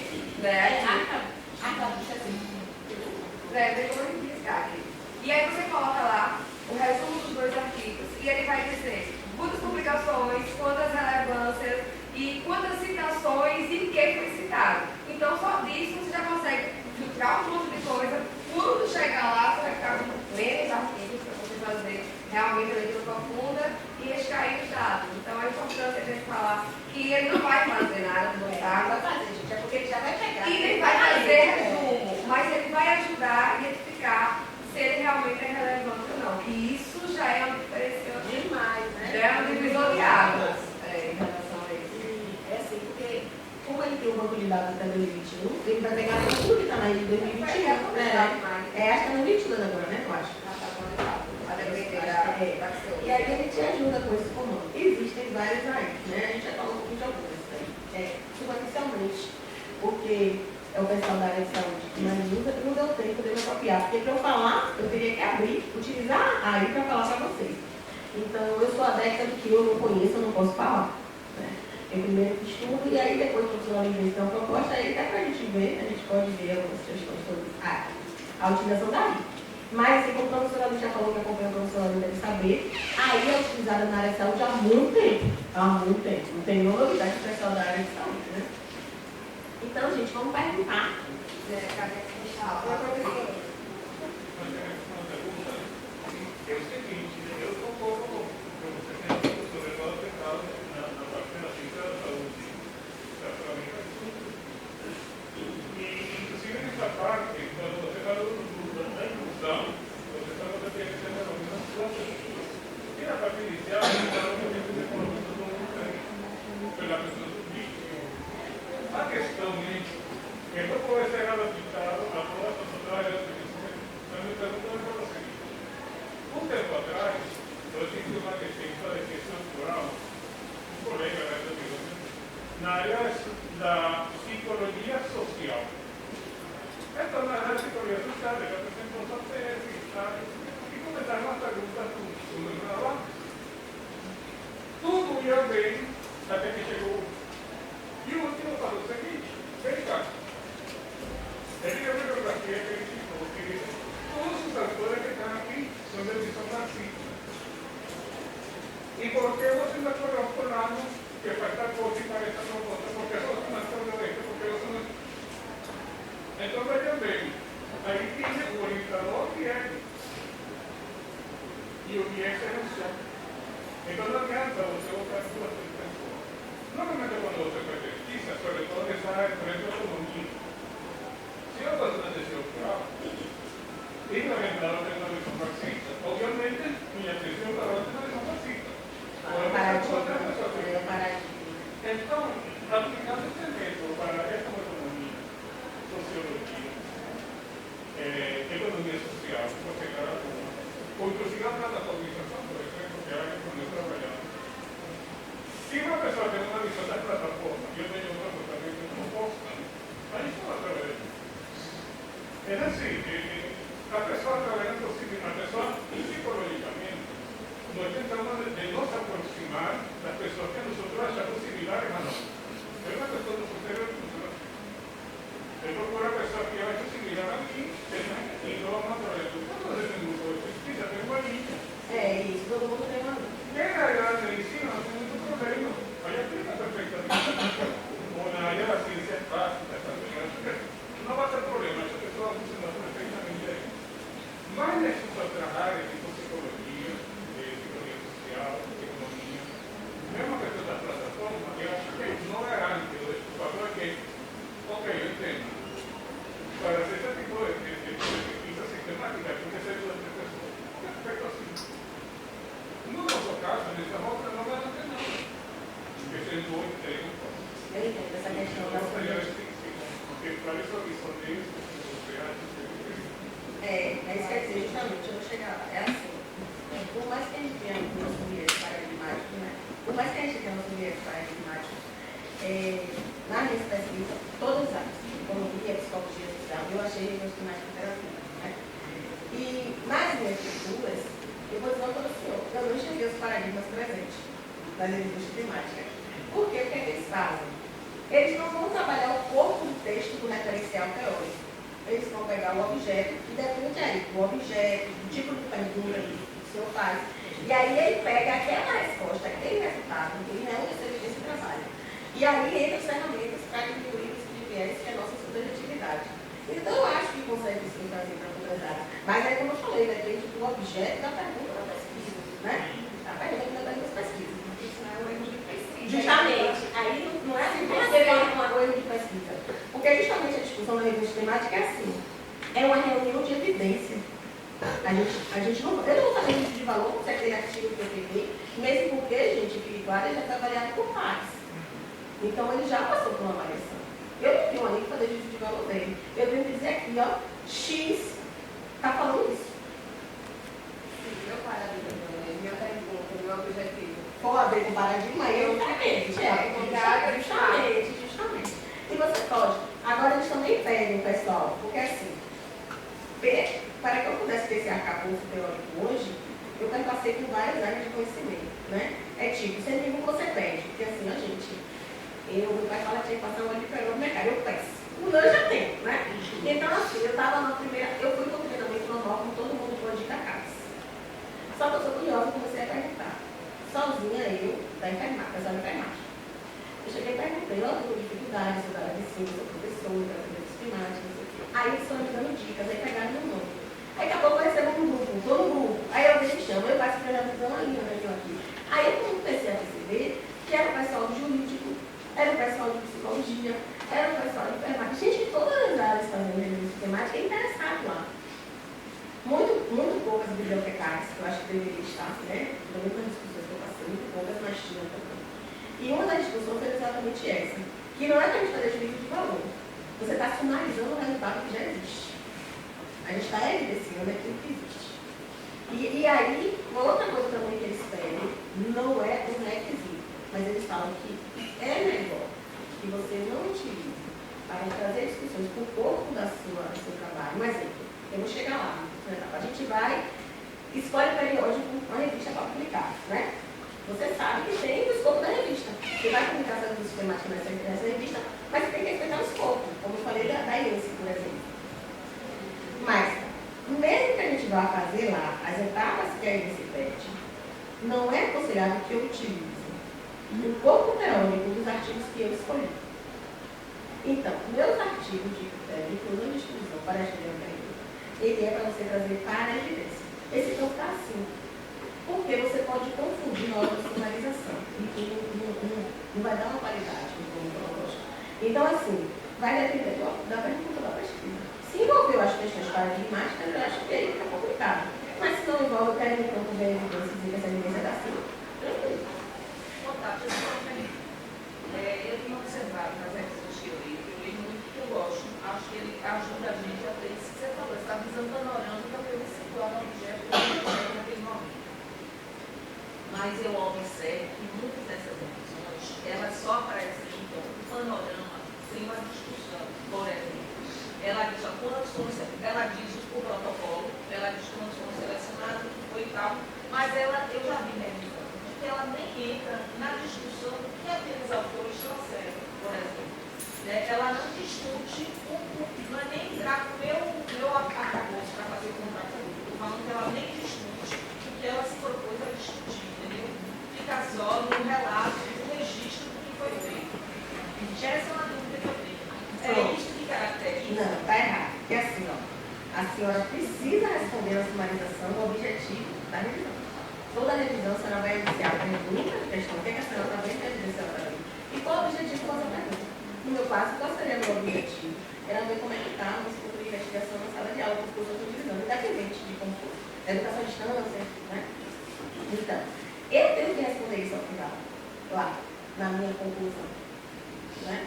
Porque na sumarização eu vou trazer, por exemplo, alguns artigos, Salvador, a colocação local.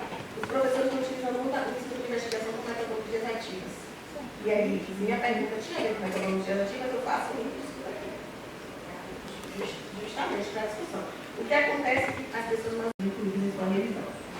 Essa abordagem é conhecida como avaliação da qualidade ou avaliação crítica dos estudos. A qualidade da investigação de literatura depende da qualidade dos artigos utilizados como referência teórica. É possível que a revisão sistemática de literatura bem executada ocasione evidência com uma evidência de qualidade baixa. E aí, essa daí bota assim, diferença entre a qualidade da revisão. Essa diferença da qualidade é como essa revisão foi feita. E a qualidade da evidência, resultado da pesquisa empirista. Então, podemos ter dois cenários de revisões que trazem respostas pouco confiáveis, que ela também escapa da questão da falta de confiabilidade, né? O primeiro, revisão sistemática mal conduzida de um tema bem investigado. Isso como linha, as pessoas apresentam essa forma de quadros, no caso de uma discussão ali da sumarização. Mas em alguns artigos eu percebo que os autores, eles também colocam uma fase inicial que é funcionar de marco teórico, ou fundamento teórico geral, antes de entrar naquele estado da arte específico. Isso seria apropriado no caso da revisão sistemática? Depende da pergunta da pesquisa. Tem pergunta que é de janeiro. Porque assim, gente, é por isso que o desenho tem visão crítica. É isso que eu digo. Depois, no final do meu estudo, eu entendi o porquê do pico. Porque o pico vai limitar a nossa leitura, para a gente perceber o que aquela revisão está passando para a gente. Então, a partir da pergunta, se a pergunta trata de panorama, de historicidade, né? de recorte temporal, faz sentido. Senão, não faz. E a avaliação. Justamente. Outra coisa também que eu tenho discutido muito e que eu estou perguntando a todo mundo que eu vejo nas palestras que eu participei, recorte temporal. Eu fico chateada com as respostas que eu recebi. Sim, se a gente for trabalhar assim com investigação, sempre data desde lá de um dia. Imagina se eu vou fazer revisão sistemática. E aí eu pergunto como é que eu faço. Não teve nenhum grande boom com relação a isso. Aí eu perguntei assim, eu posso demarcar na questão da pandemia, porque muita gente utiliza as metodologias ativas, isso por questão de metodologias ativas. Não pode, isso não é justificativa. Aí eu perguntei como eu estudei o recorte temporal. Eu vi tanta coisa, não vi nada como recorte temporal, salvo numa revisão sistemática, que é um dos tipos que estava lá, chamada revisão sistemática rápida. O que é a revisão sistemática rápida? Aconteceu a Covid, a pandemia. Eu posso fazer uma revisão desse acontecimento, esse marco teórico, porque nunca teve. Então, meu recorte vai ser pequeno, mas a revisão sistemática sempre pede um grande recorte. Mas depois eu tenho que entender com a relação do índice, né? Por que é uma revista? Uma revista de investigação científica da nossa área, quadrical, pede uma literatura de 10 anos. Não mínimo que 10 anos. Faz sentido. Aí, justamente. Mas, Olha, isso que você falou é importante, porque, na verdade, é uma retroalimentação, é um feedback que você vai fazer. Você não pode concluir, dar por concluída uma revisão. Ela só vai ser concluída lá depois da discussão dos resultados. Não digo nem conclusões, mas a discussão dos resultados é fundamental. Você tem que fazer e rebater, cara. Ela tem que estar presente lá. E vice-versa. Por isso que na etapa da visualização, ela pede para trazer gráficos, trazer tabelas, tudo para que o leitor consiga entender esse contraste, né? A depender do que você gosta de critério, né? Vou utilizar, por exemplo, autor, data, ano, revista tal, aí você vai trazer esse contraste. Oi, Luiz. Eu fiquei com a dúvida em relação a esse registro, né? Se tem como a gente ver esse registro, ver se essa pesquisa foi. Só é você se cadastrar na plataforma. Você se cadastra, você não precisa se cadastrar só para submeter. Você se cadastra, porque a partir do cadastro você vai. Agora sim, eu não sei porque mudou algumas coisas, tanto que você tinha uma página direta. E aí eu não sei se hoje, para você registrar, você precisa ter um T1 e 3, que antes era assim, né? Um T1 e 3 ao 8. Agora eu não sei se fica livre só a pergunta, porque assim, antes eles deixavam para você ver se tinha alguma registrada já com as evidências lá. Eu não sei, ultimamente eu não entrei, como eu disse a você. Mudou muita coisa, né? Muita coisa em pouco tempo. Então eu não posso garantir. Mas o ideal é que você explore lá. Certo, para quem ainda na educação, são pouquíssimos registros. E aí eu vou pedir para o pessoal de TI Fazer uma plataforma para isso. Isso, vai alimentando esse banco. Para uma plataforma para a educação. Tem todo conhecimento. Ninguém prova, não conhece não prova. Eu acho que tá um polo aqui. Você conhece a minha? Não, eu quero fazer outra coisa. Ah, faz propaganda. Eu sei. Porque... E também tem essa questão dos autores, né? Você falou pelo menos 3 autores, né? Essa questão também. Então, pelo menos 2. Pelo menos 3 é caso haja algum empate. Ele não precisa estar presente o tempo todo. Mas você registra lá, por exemplo. A gente teve, como tudo tem que ser transparente, teve empate, quer dizer, eu excluí, você incluiu, tem que ter um terceiro para dizer se vai excluir ou não excluir, aí você justifica lá. Então são 2 pessoas, por exemplo, você, seu orientador, por exemplo, foi você, entendeu? A gente pode fazer a revisão sistemática. Depois a gente faz a reunião, conversa melhor. Ela tá chamando todo mundo para fazer revisão sistemática. Todo, na esquina você pode ser Todo desespero. Mas só para fechar, eu só queria fazer um comentário que eu não sei, eu nem sabia que tinha esse registro, né? Mas existem várias revistas, pelo menos da área de ensino, né? Que a gente vê muitas revisões sistemáticas, né? E como vocês falaram, existem poucos registros. Então seria interessante, uma maneira de chamar a atenção dos periódicos em relação a isso também. Justamente. Até para que se tenha mais atenção, né, na hora de fazer uma revisão sistemática e submeter aos periódicos. Justamente, eu pensei nisso nas minhas pesquisas. Eu pensei nisso quando eu vi que o pessoal da área de saúde, para submeter para a revista da área de saúde, eles precisam ter o número do registro. E essa revista da nossa área não pede. Assim como tem revista que não está pedindo o registro do comitê de ética. Né? Mas o comitê de ética, graças a Deus, mudou. Agora está pedindo registro que tem que pedir. Né? Tem revistas na área de ensino que está pedindo status. Pede status. Porque, um exemplo, eu como leitora, pesquisei lá e quem será registrado. Se eu entro em contato com a revista e a revista me cede status, que é público. Que é público, tá? Que você hoje em dia quase todo mundo está disponibilizando os dados, então tem como isso. Não pede, senão não tem como. A gente pede, né? Mas isso não, a gente podia fazer uma carta aberta, assim como o professor ali fez. Faz a revista da nossa área e pediu registro de revisão. Porque a revista da nossa área, ela pede os dados, a transparência dos dados, mas não pede registro, então ninguém se liga para registrar. Se elas pedirem, a gente vai começar a ter registro e vai ser uma fonte de dados, uma base de dados muito boa para a gente. Porque a gente vai lá e vai olhar. Isso é um problema da cultura, né? Eu me lembro que alguns anos atrás, na série, você ia para a banca e falava, não, a gente passa pelo comitê de ética, como achava um absurdo. E hoje nós sabemos, né, que não só, agora mesmo, né, projeto FAPES, consiste em PIBIC, você só concorre se você tiver passado pelo comitê. Publicação em vídeo, em DVD. Então, isso é uma questão cultural, né, que a gente avançou. Eu acho que isso também deveria ser. Né? Isso que o William perguntou, como é que a gente teria acesso para ver se aquela revisão realmente está cadastrada. Eu acho que são coisas, eu acho que está sendo muito elucidativo e claro que a gente vai ter que colocar essas coisas para poder mexer nelas e identificar, até para se instrumentalizar e ficar, não só usar corretamente o termo, mas também fazer corretamente a revisão. Não, para essa busca ajuda muita gente, independente de fazer revisão sistemática ou não. A ordem que eles ajudam a gente nessa questão do sistema ajuda bastante a gente. Até para a gente não ficar naquele sofrimento que a gente fica, né? Em criar e compor uma estratégia. Porque a gente sofre para compor esse tipo de coisa. E aí isso não acalenta porque a gente tem direcionamento. Mais alguém, gente? Vamos para finalizar rapidinho. Se não é para mais para fora. Eu falo. Aí ele sabe. Então, vamos agora para o terceiro bloco. Só tem 3 tópicos, são rápidos, gente. Então, extração de dados. Etapa mais trabalhada de revisão sistemática. Coleta das informações dos artigos incluídos. Realizada por 2 pesquisadores de uma maneira independente para evitar o viés de atribuição. Podemos utilizar papel e caneta, software específico, que é um banco de dados, planilhas eletrônicas, para o processo de extração. Cada uma delas vai ter diferença de custo. Na forma de organização desses instrumentos, no planejamento também. Vai também determinar o processo de análise. E não menos importante também vai influenciar em como as concordâncias e discordâncias serão realizadas. Então, a extração de dados, por exemplo, se for de planilha no Excel, Aí você vai ver lá, por exemplo, eu vou avaliar um periódico. Quantos artigos foram, em tantos anos, com o objeto de estudo, foram publicados nesse periódico?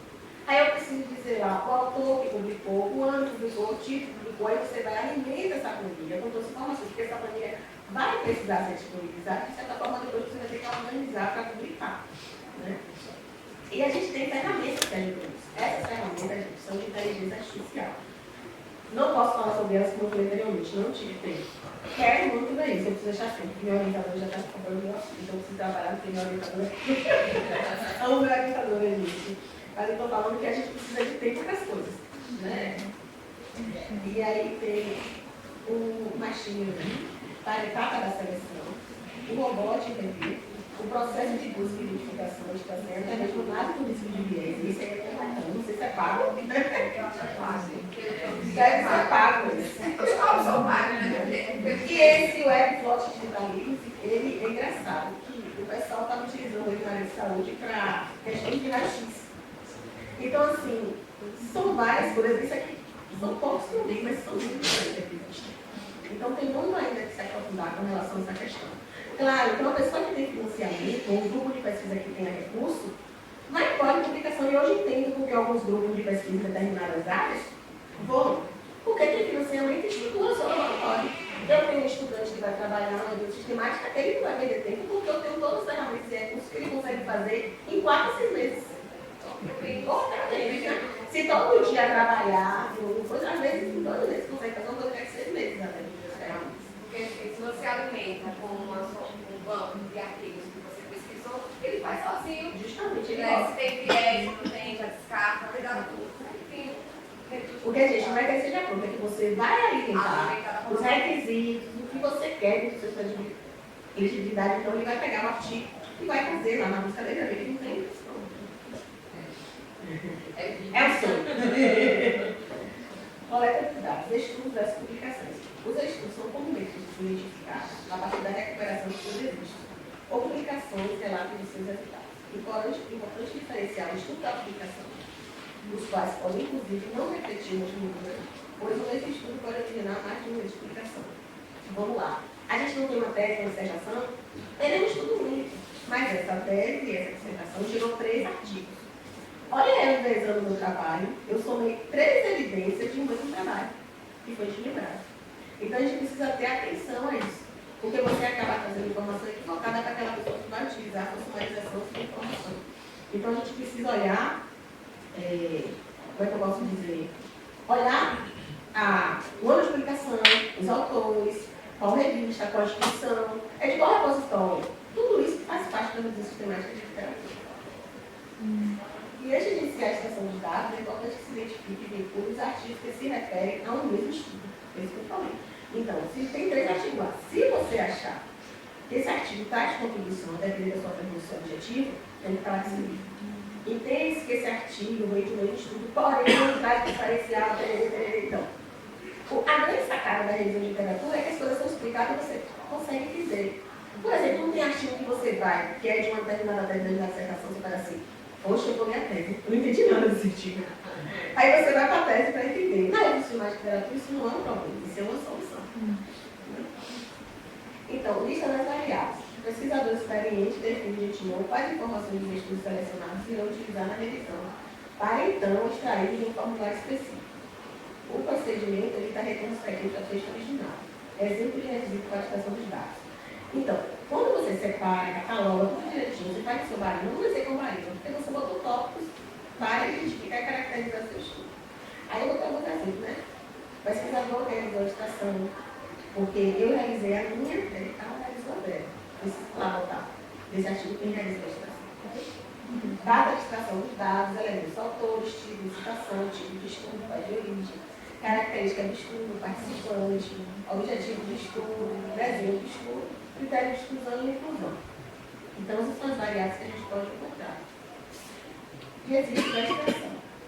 É importante realizar registro seguro e organizado dos dados extraídos, como também permitir o acesso e compartilhamento de dados futuros.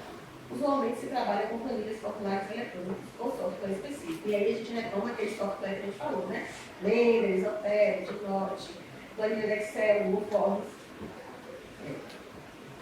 Para se autoconstruir público, a gente tem plataforma gratuita de repositório. A gente tem o Data Manager e o Gitboard, né? Eles disponibilizam lá vários códigos e várias coisas. E assim, o pessoal da área de saúde, o pessoal do jurídico, tem outras áreas também, utiliza muito a educação e muito pouco. Independentemente do processo, formulário técnico adotado para a extração de dados, lembre-se de ser transparente sobre suas escolhas metodológicas e tentar com dados que originam a meta-análise, e aí com dados quantitativos. Porque, por exemplo, quem faz pesquisa quantitativa ou qualiquante, você precisa ter um número muito grande de participantes, um número muito grande de informação. E aí, nessas variáveis, se você utilizar um software que traga mais segurança, a gente pode errar o cálculo de R, o cálculo de delta padrão. DOR, pois é. Então, a gente precisa ter atenção com relação a esse tipo de análise. Síntese dos dados. Aí só tem dois slides de gente, que ele quer aprender. Síntese dos dados. Sumarização do resultado. A revisão sistemática responde a pergunta frequent. Aí é a relevância da pergunta. Responde a pergunta que você fez, com o objetivo que você fez. A síntese dos resultados, seja qualitativa ou quantitativa, desempenha esse papel. A qualidade da extensão de dados e da avaliação turística é fundamental para o sucesso dessa etapa. Porque se você tem um registrado e houver algum viés, se você achar que você detectou um problema, é muito mais fácil você corrigir e voltar na revisão sistemática do que numa revisão de literatura por conveniência. Uma revisão de literatura por conveniência, quando você tem um erro, você segue, porque você não tem como retomar certos erros. O GPCDC é muito isso. Na síntese narrativa, e aí eu puxei essa dica da gente, né? Na síntese narrativa, é necessário ser criativo para comunicar os resultados, evitando textos longos que possam dificultar a compreensão. É importante destacar porque é comum nos estudos, preferencialmente, apresentar uma comparação dos resultados e não fornecer a resposta esperada à pergunta da pesquisa. É aquilo que eu falei anteriormente. A gente vai ver evidência. E você não pode estar fazendo um texto longo, porque você pode confundir, porque é no texto longo que a gente se apresenta mais. Né? A nossa experiência, a nossa legitimidade. Então, você pode enviesar quando você faz um texto muito longo, porque você acaba saindo da evidência. E na análise sistemática, eles prezam muito essa questão de não sair da evidência. Na análise sistemática, a meta-análise é a principal forma de síntese quantitativa. Essa técnica estatística combina os resultados de diferentes estudos sobre o mesmo desfecho, gerando uma estimativa global, ponderando com base nesses estudos. Então, é importante também falar aqui que, embora a gente ache, mas a revisão de literatura narrativa é a mais difícil de se fazer. A quantitativa, se seguir uma metodológica, é muito mais fácil de você fazer discutir. A narrativa não, é muito difícil. Até pelas evidências dos artigos, que trazem muita subjetividade. Finalmente, a apresentação dos resultados. Você conhece o periódico da SBT? A gente tem um prisma. Então, a apresentação do resultado, todo o relatório, desde lá do título, até cá embaixo, no financiamento, ou a questão de conflito que pode haver entre os pesquisadores, está no prisma. Então, a gente tem que seguir o prisma categoricamente. Tem que ter essas etapas. Agora, o que é que acontece? A gente tem aquela etapa, Tati, mas eu quero publicar em tal revista. Aí você tem que ver o escopo da revista. Mas toda revista se adequa à revista sistemática.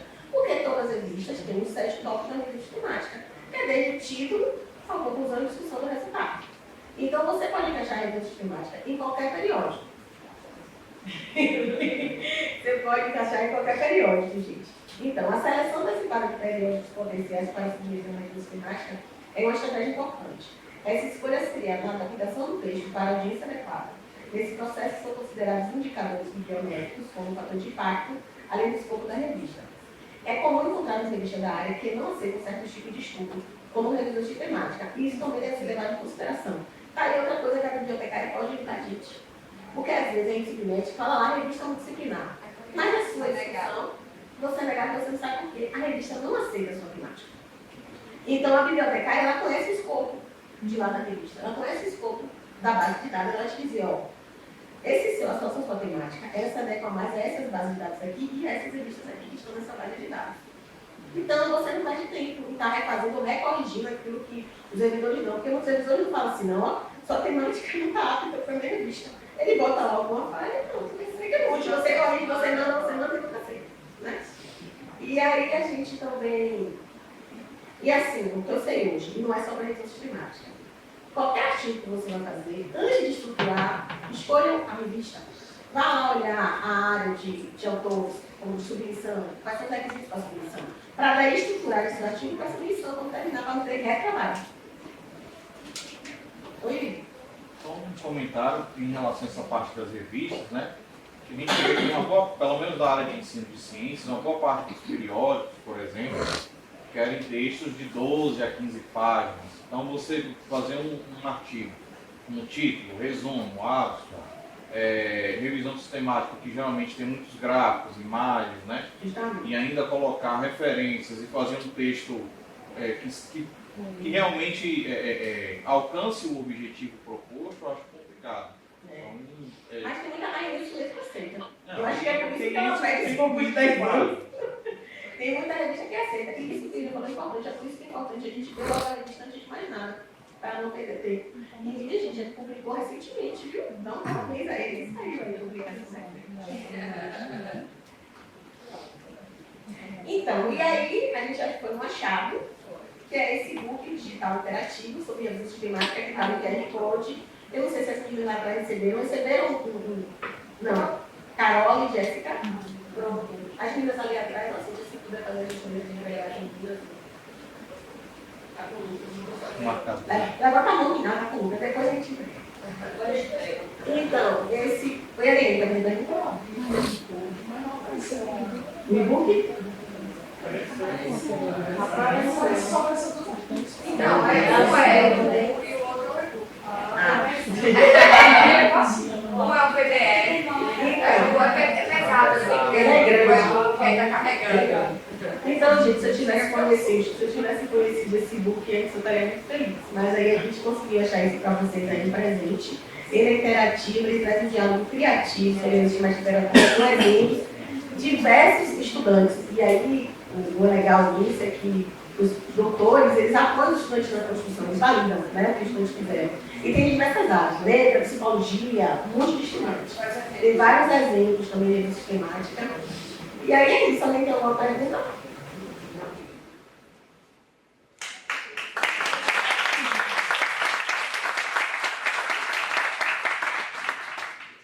É isso, gente. Espero ter contribuído um pouquinho para vocês utilizarem, porque se não forem fazer revista climática por ter se assustado, pelo menos usa estratégia música. É denso, né? A gente sabe que é denso.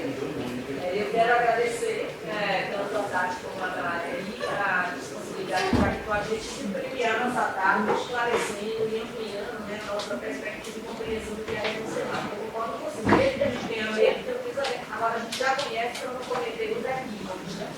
Então, aí, muito obrigada. Eu acho que foi bastante rico para todos nós, né? Para quem nunca fez uma revisão, para entender o psicológico, mas também para quem fez ressignificar o que a gente fez juntos. Muito obrigada. São João estiveram aqui prestigiando.